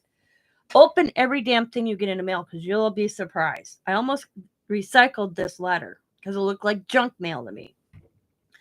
And I opened it, and it was a letter from the state of Wisconsin's attorney general, something like that. And I'm like, what is this? So I read it. They were suing Wells Fargo. So I thought, I'm going to have Scott, and what came in Scott's name. So I said, Scott, I called this, and the guy talked to me, but he needs you to call him back because I was on the loan, but I wasn't the main loan holder. I said, we have to fill out this paperwork. I said, and this is how he said it. I'll use like that if you all saw the Aaron Brockovich movie, it's very similar. I could get my own attorney, pay an attorney, but if the state of Wisconsin won the case, it didn't matter if you had your own lawyer or the state lawyer. You were allowed so much percentage of what the winnings were if the state won. So if, say, they won $1, that dollar got split for how many people? Even if you had your own attorney, it didn't matter. So I paid the state of Wisconsin 2% of what I would have won. 2%. One time, 2%. There was multiple cases, but they only can charge me 2% regardless. It didn't go by case because there was one case going after, but different little extensions. Well, me and Scott ended up with 15 years of our house payment back. Nice. They charged us on our loan insurance we didn't need and got that back. We got our down payment back. Oh, we got 95% of our loan back. Yep, 4 years of house payments we got back. I remember getting a check on, is this real? $850 for 4 years. Added up quick. Paid off me and Scott's medical bills. We put it away and it's not been touched since. We refused to touch it. Paid some bills off and put the rest in a REA or whatever the hell we did. I don't remember. It's still sitting there. But yeah. Then not 2 years ago, open a check, $500 because they're still discovering stuff. Nope. I think Wells Fargo decided they wanted to settle because they knew they were in the wrong big time. Because in the state of Wisconsin, I don't know in other states, they are not allowed to sell your loan more than 3 times a year. 3 times. You can sell it to this loan broker and this loan broker and this loan broker. Well, my loan was sold 17 times in 1 year. 17 times. And then me and Scott decided to go bi-weekly payments, okay? We had to pay 3 house payments up front to pay bi-weekly. So every 2 weeks we could go in and pay this amount on this week and an amount on that week. And it saves you interest, okay? And also, usually you take, I think it was 1 or 2 years off your loan doing that or more. So we paid 3 house payments ahead to go bi-weekly. So Scott was going in and paying bi-weekly. They didn't know where that money went. They don't know where our 3 house payments went. Luckily, I'm a receipt keeper. Because that was the first thing that the judge here in Green Bay ordered they had to pay me back was my 3 house payments. That they had no clue. And then they tried to charge us ready for this one? $10,000 in late fees and counter fees. Because Scott would go in with our account number for our house payment and pay it on the counter. And then they claimed they held it until he went in and paid the second half, and they had to forward that, so they charged us a late fee and a counter fee. $10,000. Well, they lost that. The judge was like, do you put account number in that? Yeah. You put in that account number, right? For that account. Yep. And then you put in the amount of money on that computer. Yep. Then it says it's there. Yep. Then it's done. None of this late and counter fee. Because when me and Scott first got our loan, I have a gas station I went to just up the road from when we bought. I know the guy for years. He used to work with my uncle. And I go in there and I wrote a check. Grabbed my stuff and left. He went to cash my check and the bank told him that it was overdrafted. He knew better. So he pulled my check so he didn't have to pay or I didn't have to pay. So he pulled mine out once they said it. And he let me know. He stopped by the house and I'm like, what? So I'm like, no, that shouldn't be happening. So I call the bank. My money's zero. My account has zero in it. We had $20,000 in that account. Zero. 2 weeks after we bought our house. 2 weeks. I get a hold of Scott's mom. We go to the bank. Scott and I's account number matched somebody's out in Pennsylvania. They took out his house payment, his bill payment, hourly payment, and whatever out of that account, and took my money and put it in his other account because they thought they caught it, but they thought that money was his. So they put all my money in this guy's account. And they told me to take a month to get it back. My mother-in-law said, you get it back in 1 night, 1 day. You took it out this quick. They caught it and forwarded my daughter and son-in-law's money to his account instead of wondering wait a minute, why is this money in this account in Green Bay? You have 1 day or I'm hiring a lawyer. That was the big red flag for Scott and I. We should have known better. So once they got our money back in account, we withdrew our money out of that account and closed and because they said we had to have a checking account to pay our mortgage. They were going to pull it through that account. Well, they messed it up, so we closed it. So we paid it over the counter. Well, 5 years of and they never notified us. They claim they sent out letters, but I'm a paper keeper. And I went to court with every single paper they sent me because I used Scott's work boots boxes.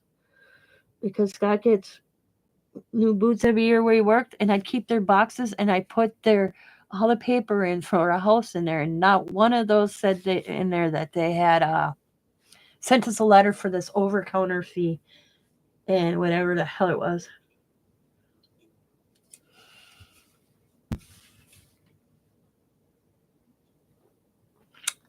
They charge you to make cash deposits? That's crazy.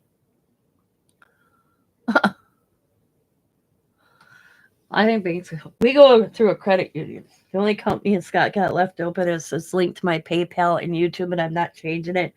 I leave $30 in there, and it just sits there. And Apple comes out of that, and Discovery was until that got canceled this week. But we're at a credit union. We switched to a credit union. I like our credit union. My bank this is why it pissed me off. Me and Scott set up an account. We wanted to set up an account where our taxes, we pay so much in every paycheck or every month, I should say. And then when it comes to tax seasons for property tax, because me and Scott do not have a mortgage. Our house is paid for. All we are basically responsible is property taxes. And, the average lights, water, and heat. Okay? So we wanted to open an account that we put so much in per month for taxes. Okay. And then we can set it up with the tax people where they send a bill to our bank and the bank sends it out to our tax people. They do it for a mortgage. They have that set up for a mortgage. Forgot what the hell the word they called it. Escrowed. They escrow in your taxes. So my bank, me and Scott's bank wouldn't do it. Nope, wouldn't do it. Nope. So we went to Scott's credit union. Told them what we wanted. Oh yeah, we can set that up. Took us an hour. Scott pays. He even went in there and looked up to see what our property taxes were for 2023 and what they are for 2024, and we came up with an average, and that's what Scott puts it in, and we added $50. Yep. Now my insurance, I can't do that with. I paid our insurance outright every year. That's good until July. But so our taxes are in there, and then Scott had to okay it this year.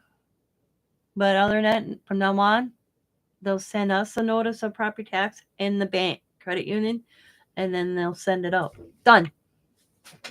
And if we're short, we'll know because we'll get before we okay for the bank. All we do is have to okay it. Once we okay it, like Scott did the other day, because he went in to make sure we had enough in our account to pay our property taxes. Once he okayed it, boom, our taxes was paid. Done. We had more than enough because we put money in that account. We don't touch it for anything else except we are putting money in that account because we need a roof. We got 3 years on this roof, so we've been putting money in the tax account because we know not to touch that account, and that's where we're going to pull our money for our roof. And we're hoping that this summer or next summer, within 2 years, is our plan. Our monthly escrow is less than our mortgage payment. Living in Florida, homeowners insurance has more than skyrocketed. Wow. What is me and Scott's home insurance? I don't remember what I paid in July.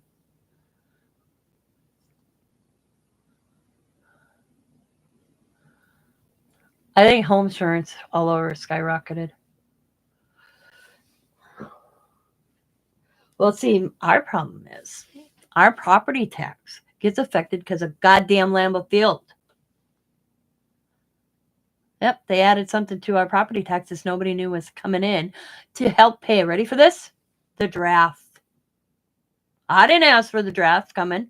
Why am I have to pay an extra percentage on my property taxes so they can shut down 2 rows up the block to have it all set up for the NFL draft in April? Why am my taxes covering that? That should be charged in the NFL. $1,653. That's about what Xavier says. Yeah. Because I called the tax people when I saw their tax thing, and I'm like, what the hell are these 2 extra things? One is because we didn't recognize them. They weren't there last year. So I called.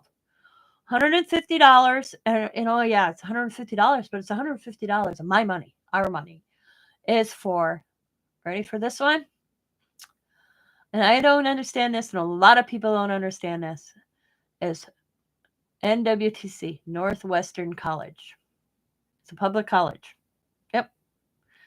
It's an everyday college that this $150 on my property tax is going to help to maintain a college that I don't go to college here. Where's their tuition going? Why are we paying it? That is the beginning that's being fought right now because somebody in council is fighting that. So we may get that $100 and some because that wasn't approved. They didn't put that on our voting to say that we were going to, because somebody voted in, because I thought, oh, maybe that's that new school, because a new school recommended or whatever they call it got voted in November. Instead of having all these little grade schools around that are less and less, they're going to make one big grade school for the west side and one big grade school for the east side. they're going to be closing like 6 elementary schools, I should say. They already got the property that already has a school on, but they're going to expand it and then close all these other ones. But the schools that like over here where my grandkids, they're going to make that a senior center. So the buildings aren't going to go empty per se. So I knew that got voted in. So that's what I thought that was. Oh, okay, I agree with that because I know a lot of these schools. It's that or they close down these schools in these neighborhoods. So I voted yes for it. And because that was the thing is, what are they going to do with all these empty school buildings? Well, the one in my neighborhood is going to be built as like a what how do I said vet or nursing center where vets they're going to make the classrooms into like mini apartments, have the gym as a rec room or in a cafeteria, and so that vets can go live in there. Instead of having vets on the street, that's what they're going to do with this school in 5 years. I think that's awesome. I was okay with that. But then there was this other one. So I was like, what is this? And then there was this other one. What is this?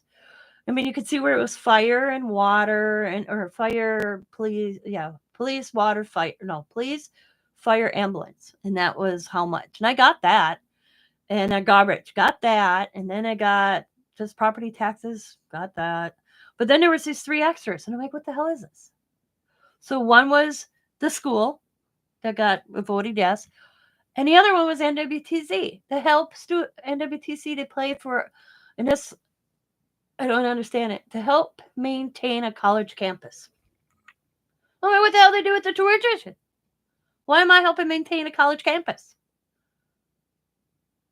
Because it says Northeastern Wisconsin or North or whatever the hell it is. And then the other one, which I mean, they're all under $300, but it's still $300. That's $900 extra on our taxes right there. $900. So I called, asked about the other one. The other one is the last one pissed me off. I don't understand helping to pay a college campus, but the last one really pissed me off because I said, why am I helping pay for the NFL to have the draft here? I didn't ask for it to come. To clear snow and extra expenditures, it said, because she sent me to the website where you can look it up to see why that's on there and what it's paying for. Just in case it snows, to have extra, ready? Extra city workers to make sure they can have streets cleared property for incoming guests that are coming in town for the NWT or the NFL draft.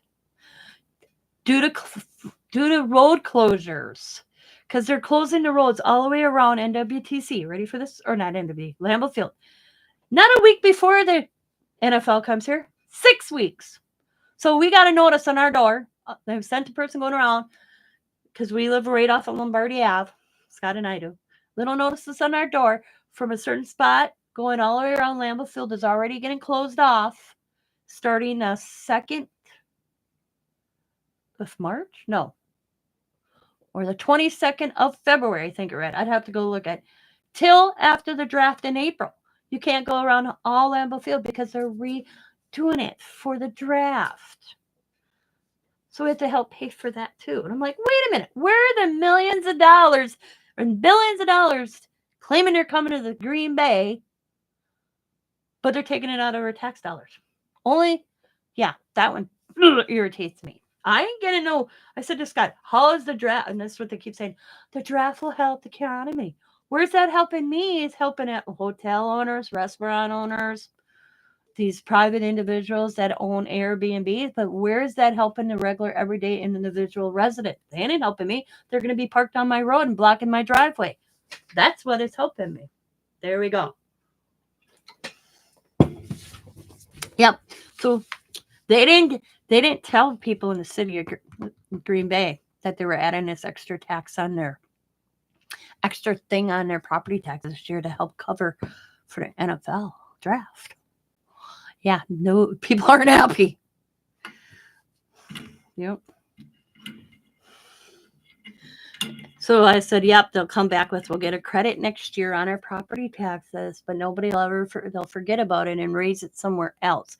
Because the reason I say that is we allowed a 5% extra in Green Bay residents only. Green Bay, ready? to help rebuild and add to Lambeau Field. Okay? Make it taller, add building. But it was only supposed to last 10 years. 10 years. Okay? Xavier was 2 when that happened. He was 2 years old. He's 28 years old, and we're still paying that because they found another excuse. Yep, another reasoning. They're always building up the road. I said, instead of building more parking, let's put a building in the parking lot. Because on the game day, I can't plan anything because my roads are covered with cars. It is so heavy traffic in this area. But let's not build parking lots. Nope, let's put a building in a parking lot that exists on the property that we help pitch and buy as Green Bay residents for a training center. Ready for this one? This is the newest one they get sent out. A training center and better locker rooms for a team that comes in and plays the game with us for a day or a week, however, when they get here earlier. Yeah, so they have their own training room and their own locker rooms. Instead of using the one that coexists, we're going to just put it in a different building. That's the newest one they want to do.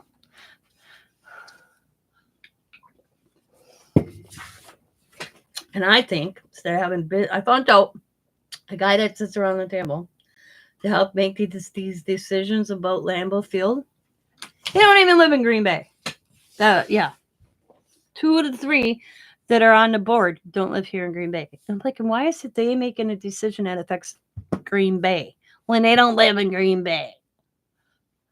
So that's the big uproar right now because that just came out. Yeah, it's crazy politics and BS. That personally, see, they were going to give us a rebate back for the stuff they kept on taking out of everybody's taxes, property taxes. Oh yeah, that's in my taxes too. You can see how much goes up to Lambeau Field. And then if I purchase anything, but they didn't know how to give rebates back because how do you give a rebate back to somebody that goes shopping at a local store? So, but that's the downfalls of owning an NFL team, the Green Bay Dummies. Yeah, I can't stand it. I don't live blue. How do I say it? I don't bleed green and gold. Nope.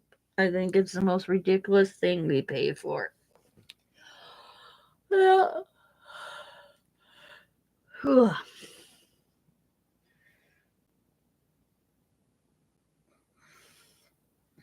Yeah, so I got the draft coming in 2 months. Yeah, exactly. I really think, and this is what us neighbors talk because we're trying. Years ago, when I was a kid, there was a mile radius. Okay, so far in a radius of Lambeau Field where you could not park on public streets, or at least park on one side of the street. And neighborhoods want to get that back. Instead of having both sides of my street parked on, that you only can park on one side. I mean, city streets are narrow as it is. When they're parked on both streets, you can't see. So we're trying to get that passed in our neighborhoods. We're also trying to get passed in our neighborhoods less Airbnbs. Right now, on my street alone, there's 5. Every time a house goes up for sale, somebody buys it and makes it an Airbnb. On one side of my street, I have a small street across from me. There's 1, 2, 3, 4 houses. Of the 4 houses, 3 are Airbnb, which is fine because they're not there every day. Okay, it's only weekends and usually only during Packer games. But when you have a street that has, just in my section, say 1, 2, 3. Let's see, 1, 2. Diane, a couple. 1, 2, 3, 4, 5. I have to figure it out. I'll see. Yeah, 6 houses to my house. 7, 8, 9, 10 houses on my side of the block. 10 houses, okay? And 3 are Airbnbs. Just on my side. And we want to eliminate how many can be in per block area. Okay, per block. So like the 10 at the one our area, there'd only could be maybe a limit, not all 5, 6 of them in one little neighborhood. You don't know who's coming in on weekends. And the thing is I can't have. They have this ordinance in Green Bay where you can't run a business out of your garage or your house. So how are these Airbnbs getting away with running a business in a residential neighborhood? Because some people up the road bought houses across from Lambeth Field, built them up and started renting them out. And the city allowed them because it made money for the city. Well, to find out, two of the houses across just came out. Two of the houses across from Lambeau Field, we owned. They didn't tell anybody that. The money that we paid helped buy these houses and make these fancy rentals for rich folks that come in Green Bay to watch games. I mean, that one, I looked it up, was $3,000 a night to stay in. So, okay, you're making this money on a weekend. Where's that money going? So now everybody wants to know where that money's going. And then I found out they had this guy. Our road was all construction this summer, off and on. Found out that we bought property at the end of this block that is like a city strip, where it's little storefronts. At the end of our block, way down, we found out Lambeau Field owns the Packer Association bought that property down there. Might be. See, we don't hesitate. Us neighbors got together this summer. Matter of fact, in my backyard, because I have the biggest yard on our block area. We all sent out flyers. Jackie and a couple of other ladies suggested it. So we held a meeting in our neighborhood. There ain't much we can do with it because the city's allowing the permits. They have to have a rental permit. It is limited rental permit. They have to put it in the window. So we know who to call. Well, we ain't going to call their owners. No. We all decided if it gets too loud after a certain, because there are city ordinance, I don't care. And that's what I told the cop. I don't care if it's a Packer game weekend. My husband's got to work at 5:00 in the morning. We don't care. So we all got together as a neighborhood to enforce the city ordinance of noise. It's 11:00. 11:00 hits and they are partying at these Airbnbs till 1:00, midnight in the morning. We will not hesitate to call. It's the only way to keep your neighborhood safe. I mean, no loitering. You can't walk this. No, that's nothing. You can't walk a neighborhood. Oh, say somebody pulls in my driveway and we're out in the backyard and I'm drinking a beer. Somebody pulls in my driveway. I walk up front with that beer can in my own driveway. They can ticket me. But on a Packer game, that's okay to walk around the whole city with beer cans in your hands. A guy fought it and he won in court because he was standing in his driveway. A buddy pulled up in his driveway. He was drinking a beer in his driveway and a cop ticketed him for drinking a beer in his own property. He got thrown out because he fought it. So you can't say, well, because it's a Packer game, it's okay, but every day it's not. Just like you can't park on the grass in the city of Green Bay, except it's okay to do it on Packer games. I can get a ticket if I park on the grass in my front yard on Monday, but on a Sunday, it's okay because it's Packer game. So it's all these things that they're getting called out for. So, because people park cars in their, I could make a lot of money if I park cars in my yard because I had a big ass yard. People make money parking cars in their driveways. People buy empty lots. And some guy was really smart because he bought a big ass empty lot years ago and he parks cars on it during the Packer game. And then it sits when it's not Packer games. But he's got RV parking. He got permits to put bathrooms in there. He's got a sewer thing for RVs to pull up and empty their sewage. Oh yeah, this guy was smart when he did that. He refuses to sell it too because Packer's been trying to buy that lot and hotel people, and he won't do it. He's making money, big bucks. When I go to retire, I'll sell it. But yeah, so it's all these things in this section. I think it's 6 blocks or so much around Lambeau Field that people are like, this is enough. Especially when they're dumb sports. I'm not a big sports fan, as you can tell.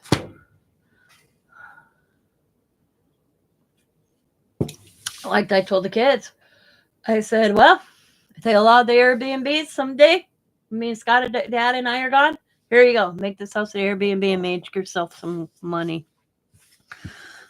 But Xavier wants to live in this house. He wants the house.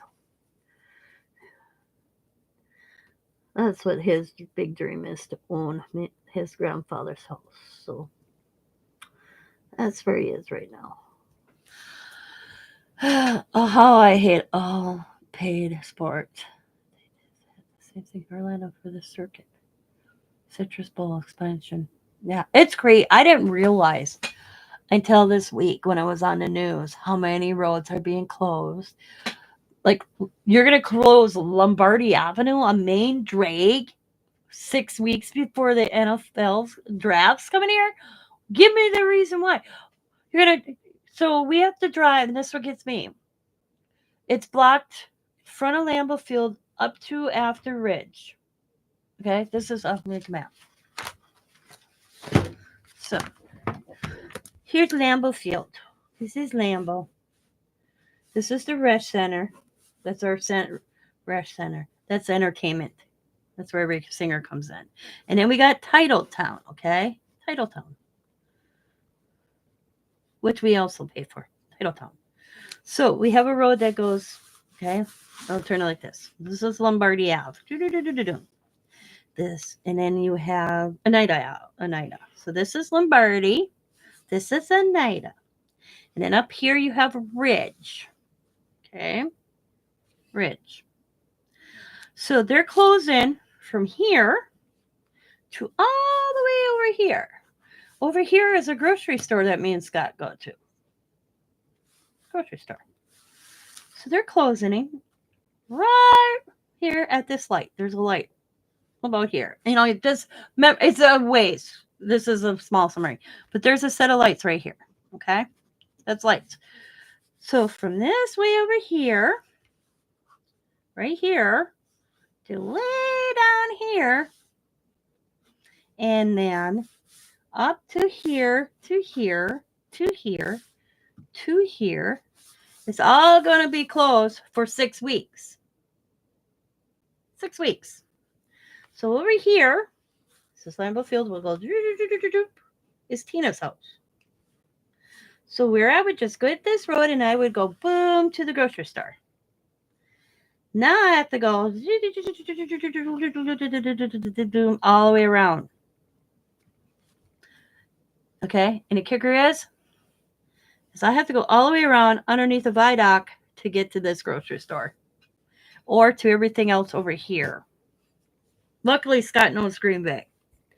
But yeah, that's the 6 weeks before. And the draft, I don't know how long it's going to take them to clean this up after only for 4 days. I said to Diamond, what are they here for 2 weeks? She goes, oh, no, the draft's only 4 days. And I went, we're doing all this for 4 days? She was like, yeah. Nope. Yeah, people are not. And then our road's marked as a road. We have a road going this way and a road goes. I put here. Ready? I've been screaming for 8 years to get a yield sign for walkers to go across Lombardi Avenue on 14th, where I used to live, or 12th. I live in between those two streets. They go out to Lombardi Avenue. And a gas station I go to is on the other side. And it is a bitch to cross these roads without getting hit. I'm almost hit. I don't know. I told them if I ever get hit by a car, sue the city. And the driver. She's like, why? I said, because I filed papers. I went around and got signatures. I have done police reports of every time I was almost hit there because that's what a police officer told me to do. They kept on telling me it wasn't in their budget to get me a yield sign, a flashing. You hit the button, all of a sudden the lights flash, yield for pedestrian. We have one up on Ridge where you cross from Lambeau Field that actually has a stoplight close to it that they really didn't need it. But they have the fancy yield sign, starts flashing, it all goes across, the whole 9 years. Okay? And that's only a two-lane road up there. Mine's a 4 to get across. So they don't stop. I have semi stop for me more than regular cars and trucks. So, was it 2 weeks ago? Scott's like, they might be putting in. He thought thought they were putting actually another stop and go sign, like a 3-way there or something. Well, guess what? They finally put my yield sign up there. So when I called to thank the guy I've been complaining to, he says, "Oh, it came in the budget because of the for the draft." I said, "So if the draft didn't come in, we wouldn't got that yield sign on both ends because there's one on 12th and there's one on 14th." He's like, "No." I'm like, "Are you kidding me?" It's like, "No, Tina, I'm being honest. The only reason they got it is because of the draft. The only reason they found money for it because of the foot traffic that of all the Airbnbs in the draft coming in. So an everyday person that lives here, $364, 64 days a year didn't matter. Took me, yep, all the time I moved in this neighborhood. 2001, I moved in this neighborhood. I've been arguing. Took me 4 years to figure out how to do it, and all that time since.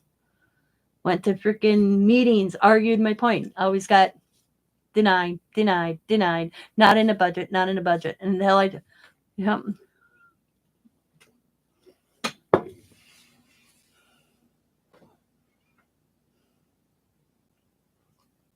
Yielding to so visiting potential tax dollar paying guests. Yep. So I'm happy I got my yield sign. And it's worked because I tried it at night and I've tried it during the day and cars are actually stopping, which I didn't know. Scott told me because I made him stop. And I went to him. I'm like, my husband walked up to me at the gas station. He started to play a lot of me. It was funny. When I hit the yield sign and starts flashing on my end, there's one further down the road that starts flashing yield to pedestrians up ahead. And depending what side you're on, well, Scott was coming this way. I didn't pay any attention. He is going to go turn on the 12th to come home. I hit the yield sign further and he saw it, so he had to stop because it also yield to pedestrian, no turning on 12th. So that means when they yield, they can't turn on the 12th until I'm fully across because it's on both sides. I didn't realize they put it on both sides.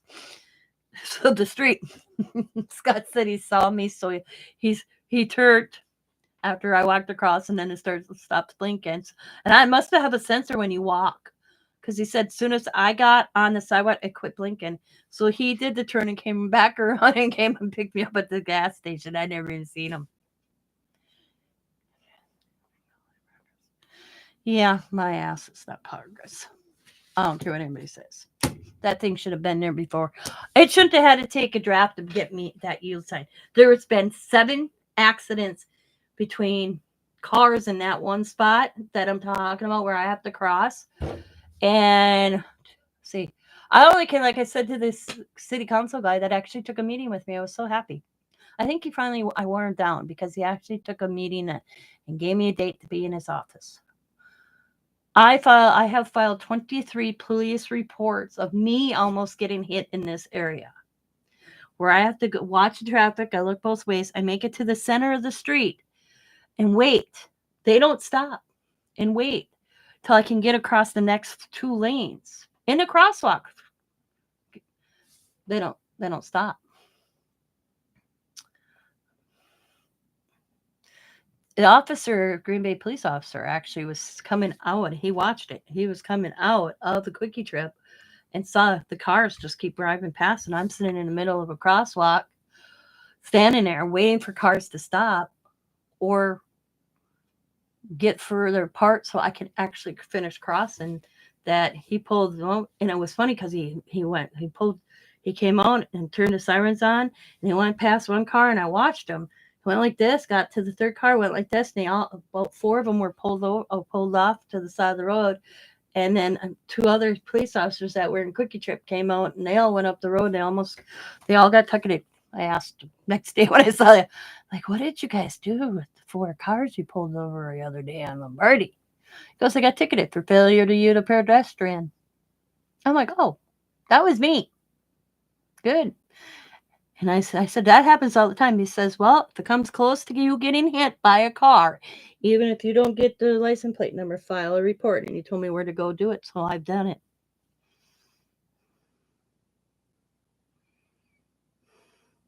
Yeah, I do too, Brenda. I do. Sometimes I like living in a city, and sometimes I miss living in the city. I miss living out in the country. I came from a country. There was no stoplight. We had one blinking stoplight, and that's where I went to school. Now they have stoplights, but not. I think there's only two. But when I was in school, there was only one, and that was on the main drag. Yeah, but it was blinking yellow on all four sides. Yellow. Yeah. Where I grew up in the township I grew up in, there nope. Where I grew up and where I went to school are two different things. Where I grew up, you blink, you'd miss it. That's how small it was. It's just a little smidgen dot on the map. But where I went to school was bigger, but not big. I think we had 20,000 people, if that, when I lived there, or even less. I'd have to go look, but it was small. Small town, small city I went to school in.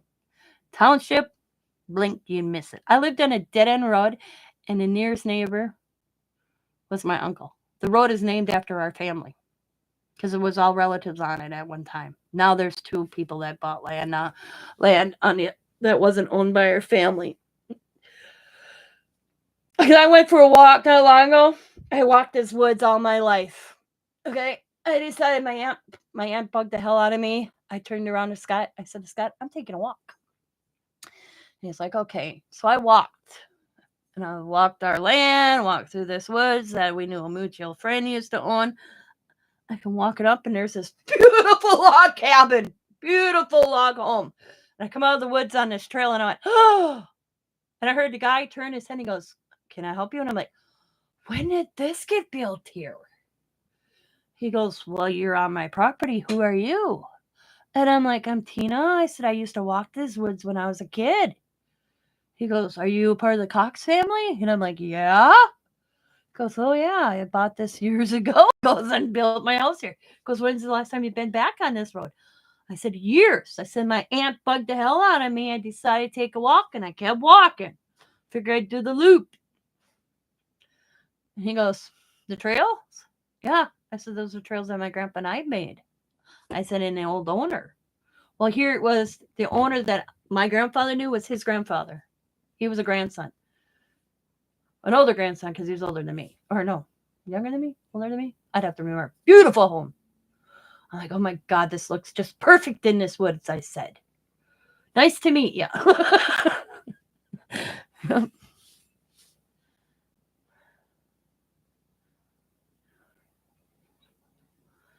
Yeah, I love living. Okay. They still have slow to 20 miles, light 2 hours a day. School crossing. It's worthless. Every kid in bus or driven to school by parents, even if you live in the same block. Just go, you catch the bus. Oh, wow. See, our bus stop for the kids in our neighborhood is right out about 4 houses down. I could look out the window and see them get off and on the bus. I felt so sorry for this young man this summer, this start of school year. He's sitting there. I saw him get dropped off, and his mom dropped him off and left. And he saw the bus, and he thought he missed this bus because the bus is further, another bus is further up. And he is freaking out. And I asked him, he's hyperventilating. His poor kid's hyperventilating. I'm like, he's walking past my house, just talking to himself, hyperventilating, crying. I'm like, hey, it's a little 5th grader. I'm like, hey, are you okay? I miss my bus. I don't know what to do. He's like, I'm like, hang on, chill. I said, what school are you going to? He goes, Lombardi. I'm like, well, you didn't miss that bus yet. I said, Lombardi hasn't come yet. Well, it was just there and it didn't come down and pick me up. And I go, well, the one further over, further one down. Yeah, by one block. Yeah. I said, that's the high school bus. Oh, thank you. Thank you. I said, but it was, I'm like, and if he missed it, I said, I had to let him use my phone to call his mom. Well, after school, his mom was there to pick him up. And he told his mom, that lady right there helped me today. I was freaking out, Mom. First day of school. He wanted to ride the bus. The mom went to school. I want to ride the bus. I'll see you at school. Because they had open house the first day for kids. 19 grade, 19. Let's go get that. Kill, walk in the school. 15 more kill girls on the highway. Holy shit. Wow. That's a lot. Wow. That's crazy.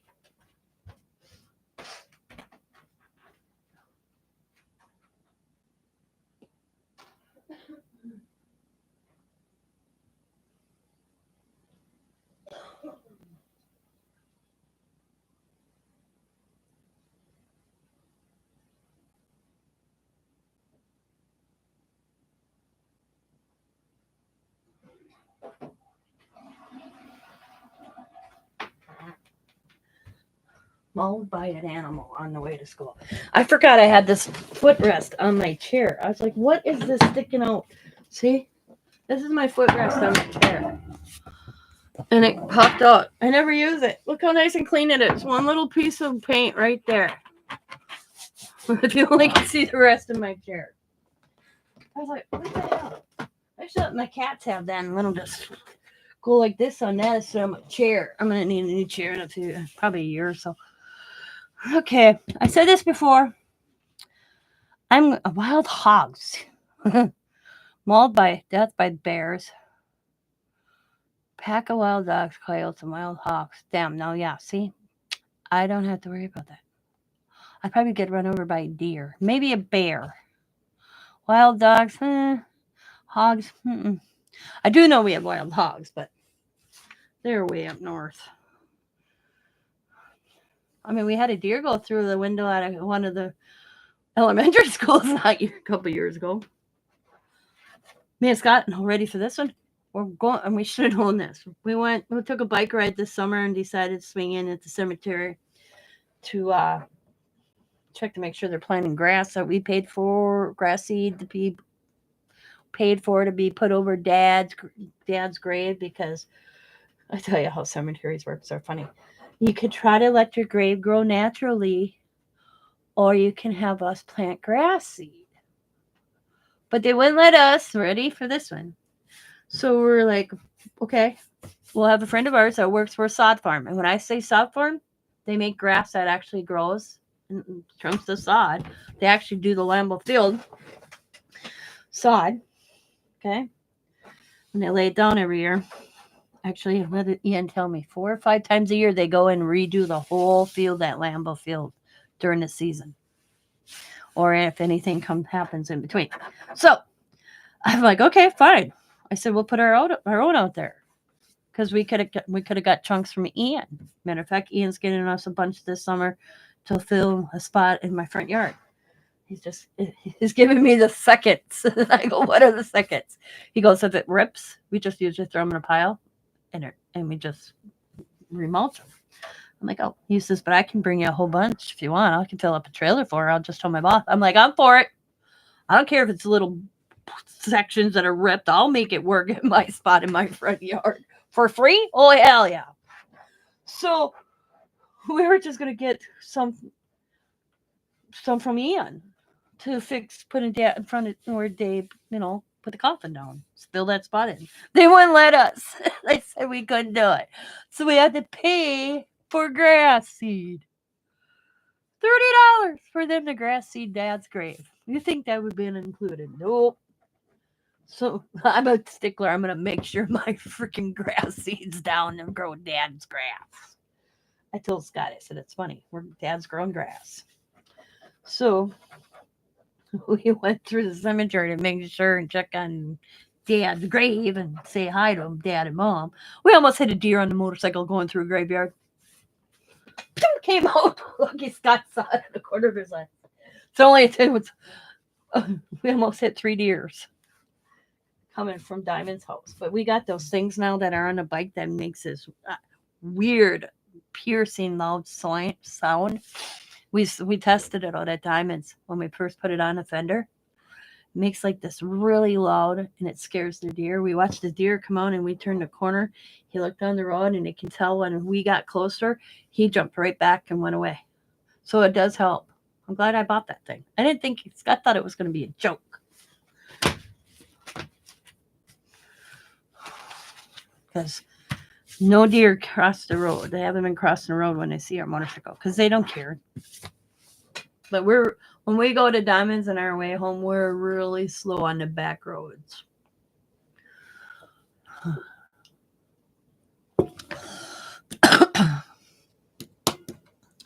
But I can't wait for winter. I miss going for a bike ride. I got new glasses too. My Christmas goggles. You guys want to see? These are my bike goggles. Because I lost 3 pairs of glasses. Scott's lost 2 pair. Nope. He lost 2 pair of regular glasses and 1 pair of night glasses since we bought the bike.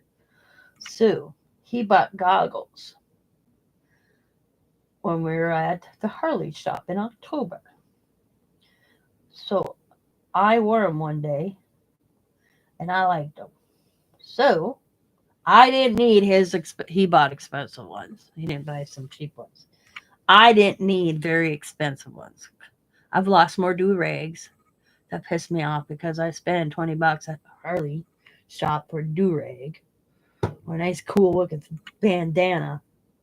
I quit wearing them because they're gone. I did make Scott stop one day so I could pick it up. But so I told him, I said, I want some goggles like his because I tried them out because I don't like things going. I have headaches, so I always don't want to buy something if I can't use it. So he let me wear his goggles, and he wears glasses one day. So I said, I want goggles for Christmas, but I don't need no expensive ones. I found these on Amazon, and they're purple. So I got 3 pair for $40. I got the night riding glasses. Oops. These are glass lenses, and these are smoky lenses. $34.95. Okay, not $40, $5 off. So that was my Christmas present, and they had hot pink or purple, and I've been waiting. I found these last fall, and they were out of stock for the purple, and I wanted purple, and the reason I wanted purple is because Scott bought me riding winter gloves and riding everyday gloves, and they got a purple flower on it when he bought them. He picked purple because this is what he told me. He thought of Prince because he surprised me with them gloves. And I'm like, okay, cool. If he had known that I really wanted the hot pink goggles, he would have bought me the hot pink gloves. But he bought me purple. And I'm okay with it. Purple's cool. It's just, I preferred the hot pink, but oh well. His thought was there. Janitors were supposed to be at the school. Open the waste management steel container to place it in the trash. And Mama Bear and 2 cubs were in there dining on leftover school lunches. Oh. Damn. Yep, I've heard of that. I've heard of raccoons and dumpsters too. So I got my goggles last week. As soon as that thing popped for the purple goggles, I ordered them. Because purple seems to be out of stock more than anything. I don't know why. Than the hot pink. But I told Scott, well, if I can't get the purple by riding season, I'll get the hot pink. It just won't match. But yeah, my gloves got a pretty rose right here on them.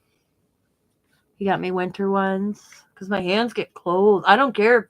I'll come to realize it could be 90 degrees, 99, 95 out.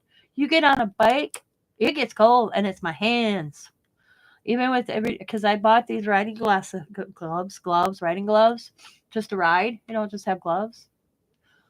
They weren't keeping my hands warm, so Scott bought me leather. They were cheap ones. I got leather riding gloves now, a winter pair or a heavier duty pair, and just an everyday pair. And our next thing we're buying is rain gear. We're just going to pick up rain gear at Walmart. We're not going fancy. We were pricing when we were out at Doc's Harley Davidson in October for trick or treating. We were pricing rain gear, and I refused. I told Scott, I am not buying that just because it say Harley Davidson on it for rain gear. That is nuts, I said. And then I said to Scott, wait a minute. Why are we buying rain gear? Because we were looking. Then we went tomorrow morning. We were looking at it. And I'm like, wait a second, Scott. Why are we buying rain gear? It's like, why not? I said, we got rain gear. It's camouflage. I still have to open mine. It's been sitting in a box for a couple of years now. I have a rain jacket and rain pants. Why do I need to buy it? And then he went, oh yeah. I mean, he's used his rain gear at home more than I haven't even opened mine. So I'm just gonna. I told him you can go buy it. So he's like, no, why buy it? We got it. We're just gonna put it in a backpack. And I said, Dad's got a nice yellow rain gear. I said, the only thing, like Scott says, if we put the rain gear on to affect us camouflage, if we're on the side of the road. So that's the only thing we're worried about. I told him, sorry. I told him I'd take a can of spray paint and put a big fluorescent X on the back of our backs, if need be.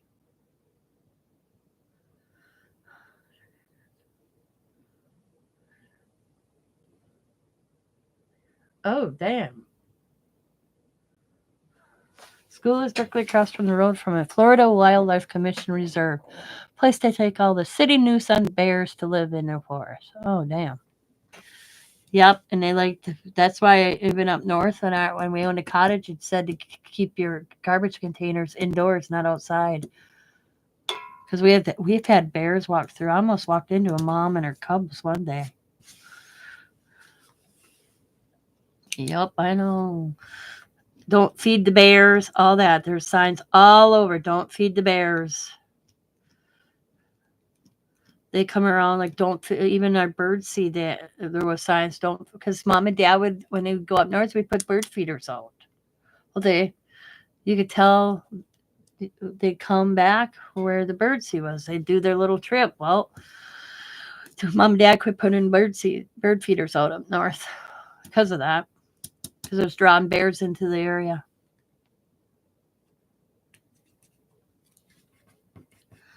But I'm going to call it now. I'm totally going to get off this. I've been yapping here for half an hour when I said I was going to get off. What time is it? Almost 3 o'clock. Oh, damn. This day gone fast. So, I am going to see if I'll go live tomorrow. Maybe finish working on the scavenger hunt. Get it done. And then do a video of it done. Let Janet know I'm done with it so she can add me to the list. I don't think I'll win, but who knows? Yeah. Oh, yeah, they'd come over and eat your birdseed in your koi. Our biggest thing is rats in our neighborhoods. Xavier has a rat that was living underneath his porch. I bet you that thing was this big. He saw it on his Ring camera. We set traps. We got him. He hasn't seen him since. But Chantel doesn't like listening to anybody. We told her, can't put your bird. We have bird feeders, but our bird feeders aren't right out our window. They're away from our house a bit, from my window. I can see them, but they ain't right out the window. They're a ways in my yard. Okay. Don't put anything on your front porch because you want to save a stray cat. She was putting cat food on her porch in a little dish. She put a little house on it. I get her heart's in the right place, but you're drawing them in. Me and Scott don't have that problem because we have cameras on our garage. We have yet to see a rat. But guess what? Even if they did come in our yard, our bird feeders are away from our house, away from our garage. We don't put cat food out. And if I did put cat food out to feed the strays, I would put them further in the backyard. Keep them away from your home, your house. She wouldn't listen. Well, guess what shows up on her porch? Looking for her cat food. Yep. And then decided, well, wait a minute, I can build a hole underneath your front porch. Yep. Friendly rat.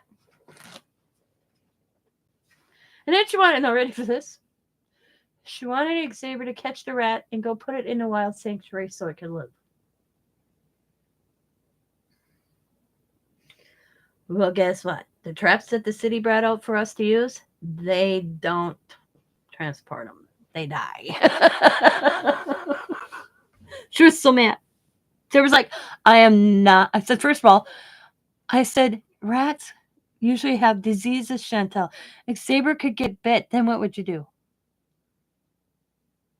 I said, for one, I said, that's crazy. Saber, I told Saber if she wants to keep it and go release it in the wild sanctuary or the waste yard over at the end of the city, tell her to do it. Like, well, when you notify, because there's a thing you have to notify the city. They will come out and put out traps for you. Well, Saber notified the city. The guy came out, he put traps. He checked my wood pile. I have a wood pile for my when me and Scott have fires. Because he made a comment. He goes, I'm going to go walk around the block, he said, and talk to this person with the wood pile, which was me. He says, and see if we can check the wood pile and put a trap over there. Because Saber goes, oh, that's my mom and dad. I'll just call my parents. So I came and met the guy, and we walked and checked the wood pile. There was no signs in my wood pile or the kids' toy box that any critter. But we put one in the corner of my yard. One by Xavier's shed, one by his front steps, and it caught he caught two by his front step that were tunneling underneath this front porch and living kindly.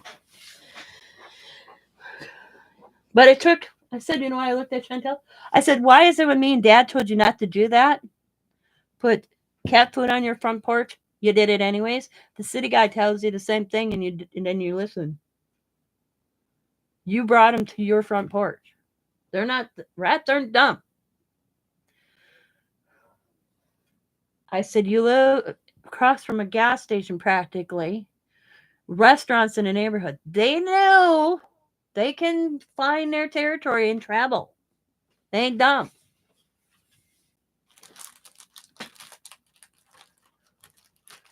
So there's some poison that they use in their traps. They trap them when there's something they eat. They come out every other day to see. Took them like a week to catch Xavier's. I call them Xavier's pets. They're gone, and I haven't seen them he hasn't seen them on his camera. I haven't seen any on my camera. I saw one time on my camera where Xavier's he was underneath Xavier's shed. He was trying to flush him out into a trap, and he wrapped right around the trap. It was funny. Laugh. Me and Scott were watching it on camera. He should have called Scott and I for help. He was putting water underneath his floor of his shed, which are bricks. He knew the rat was under there too because he saw a hole. So he was flushing the rat out to hopefully go to a hole on the other side into a trap. The rat outsmarted him. He went to a hole in front that Xavier didn't see. Oh, it was so funny. But he's gone. No more. Haven't seen him for a while. But that's the attitude of my daughter-in-law. That she knows it all and nobody else knows anything else. They might be gone. I called dead rats carry fleas with disease. Fleas the dead rat. Yeah, they might be gone, but cold dead rats carry fleas with disease.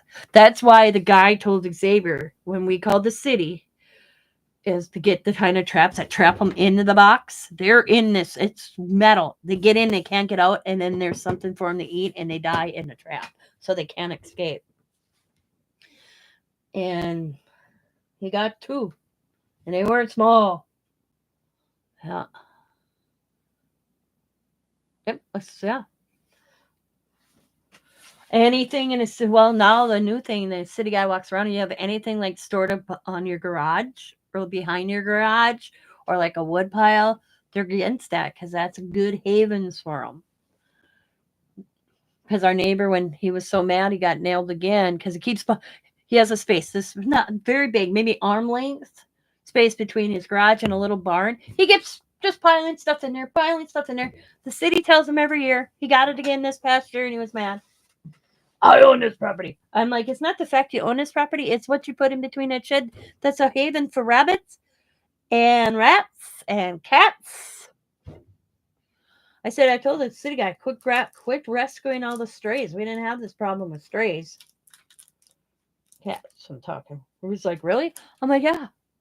When y'all did that whole city let's get the stray cat thing and told every homeowner, don't feed a stray, because if you feed a stray in the city of Green Bay, that becomes your pet and you're legally responsible. Now we have mice and rats.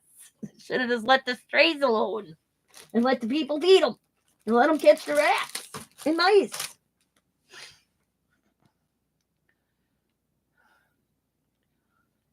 Yep, yeah, and a few fur-lined kittens. I watched a hawk land in my backyard, came down, and boom, and grabbed a bunny this summer. And then that little bunny did the most awful squealing noise that it does. It does. And then crows. I have crows. What they Paul tell me what they call a crow is more than one. Community. I don't know. He gave me the word. But I think I have 4 or 5 crows that land in my backyard.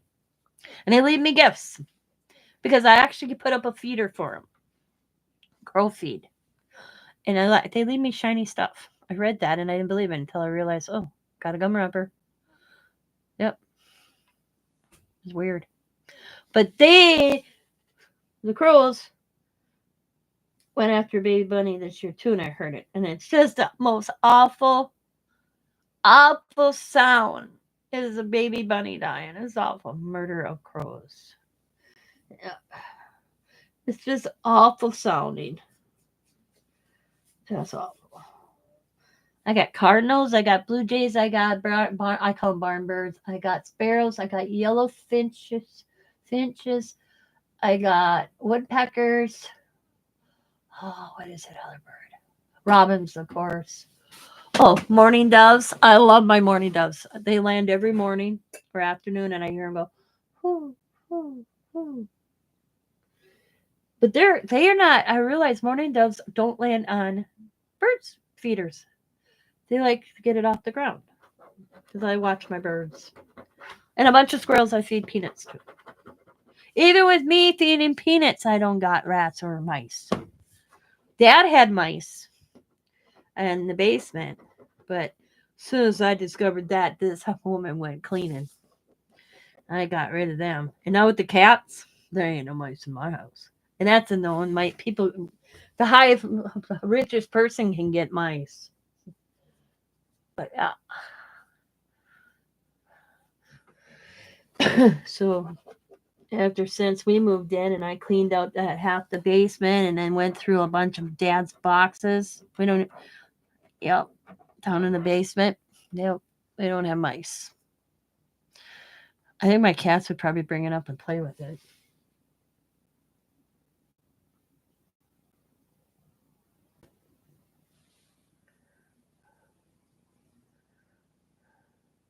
What else I got? Oh, I get hawks. Hawks land in my yard and owls. We have owls. I heard an owl this summer. Plenty of neighborhood dogs. Plenty of neighborhood cats. I call them the neighborhood cats.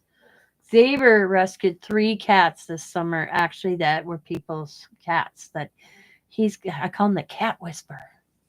They actually were chipped. So that was cool. Because I guess if you catch an animal, you can bring it in and they will see if it got a chip. And if you catch a stray, you are not charged. But you have to publish it on the community. So Xavier put it out there. Found cat, It was a friendly ass little cat he got. One of them this summer. He's a boy. He was roaming this neighborhood for probably 3 weeks. And Xavier got him. one afternoon. I watched him. I was like, "What is that?" I'm like, "What is he doing?" Because he was on my side of the yard, just on our fence line, just over it, and he's on his knee or on like kneeling down, and I couldn't see past the tree, but I could see him. The way I was like, "What?" And I almost come out to my shaker porch to say something, but I didn't. And I went to my bedroom window to look out my bedroom window, and lo and behold, he was sweet talking a cat. Come here, baby. I could hear him. Come here, come here. He got him, and he put it on the neighborhood site. And the owner contacted him that evening and came and got his cat. Cat whisperer.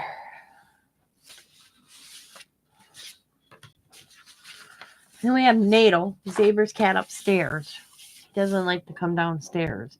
But Zaber and I, in the next 2 weeks, are moving his litter box from upstairs. Because the litter box right now is in Zaber's room because with the other cats. Well, Natal is slowly making his way out and roaming the whole upstairs a little bit. So I told Zaber, I think the next step is to move his litter box and you show him where it is.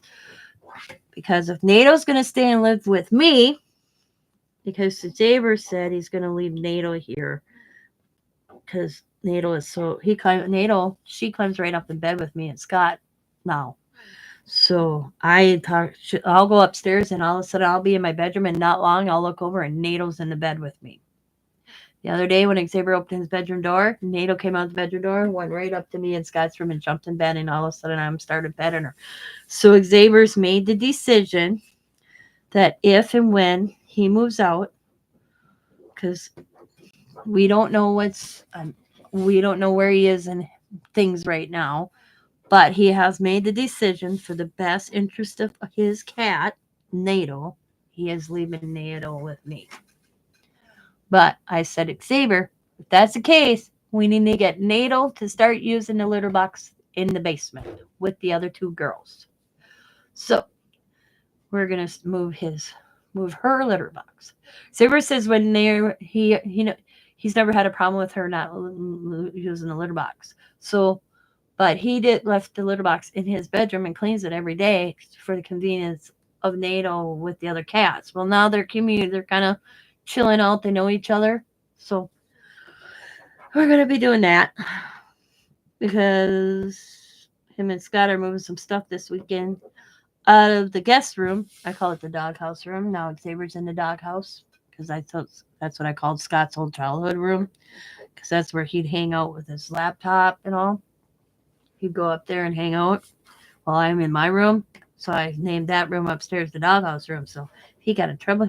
It also has a bed in it. It's a guest bedroom. So I'd be like, well, if you get in trouble and you're in the doghouse, that's where you go. I stay in my own good bed. You go to the doghouse. Well, now Xavier's in the doghouse. But he's bringing over. He wants to bring some more stuff over. But right now it's got a lot of Scott stuff in it. So we're cleaning out the doghouse a little bit this weekend. But I told Xavier if we're doing that, then we're moving the litter box. She's got to get used to going down with stairs. I'm not having a litter box all the time upstairs. It's like, okay. I said, we'll try and see if she'll find it. She's litter box trained. It doesn't matter. You can move. I think she'll be good. I said, she's followed me down about 6 stairways downstairs. She's made it halfway down the stairs. So we're hoping after the litter box, she'll kind of do her thing. But she's a big girl. Xavier's cat's big compared to mine. She's a big girl. Mine are like anorexic.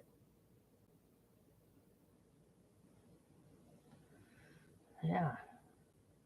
She's a big girl. Let's see. Where are you, Nato? It's hard to tell in that one.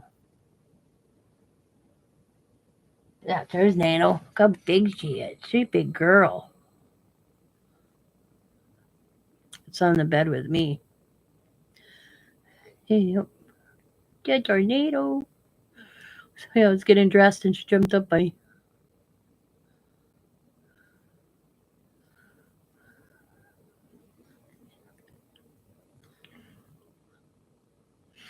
So that's Nato. Like I said, she's a big girl.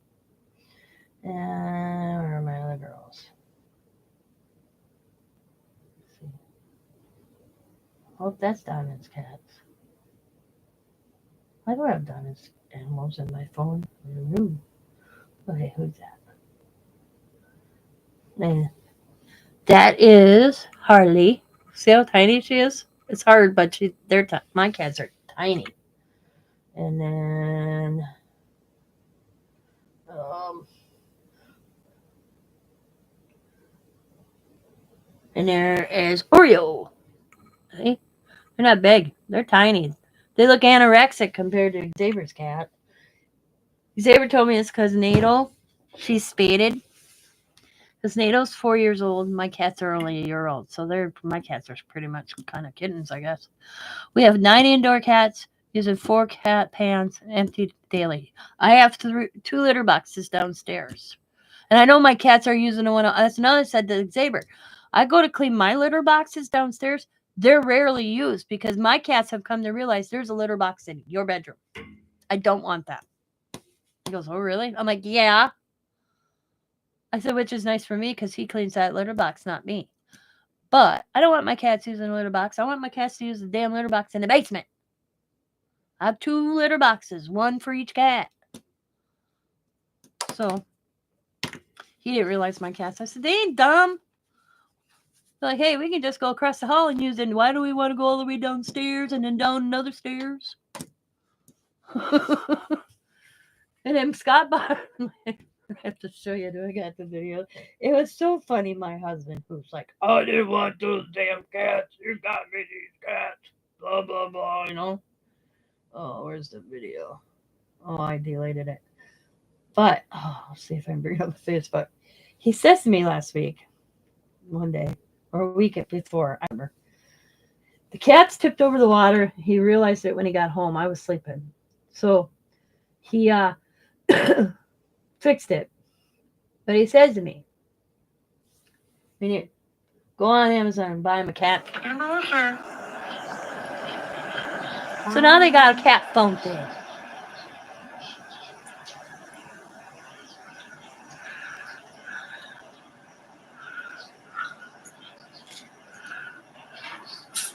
Now they're not as scared of it. That was the first initial day. It was funny watching them. But so he made me buy the cat's phone thing. Her man's like, these are my cats. I didn't want these cats. They love him more than they love me. But he bought him a cat phone thing. He had me buy him a cat phone thing, which is nice because it actually holds the water cold. It plugs in. I have to fill it every other day with fresh water and then it just keeps filtering. It's got a filter and it's got where it keeps it nice and cold, and my cats love it. So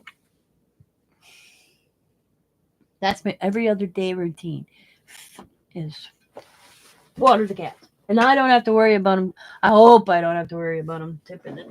I have one of those little plastic ones where you fill it up and you turn it over and they can drink. Yeah, they knocked that over so many times.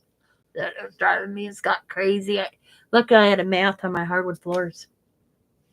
All right, guys, I'm going to say again, I'm going to get off this one. I hope you guys have a wonderful day. It is 3 o'clock here. I've been on here for 3 hours, probably yapping for the last hour. Be happy, be kind, be safe, be funny, be crafty, and bye for now, everybody. Thanks for watching. Maybe see you tomorrow.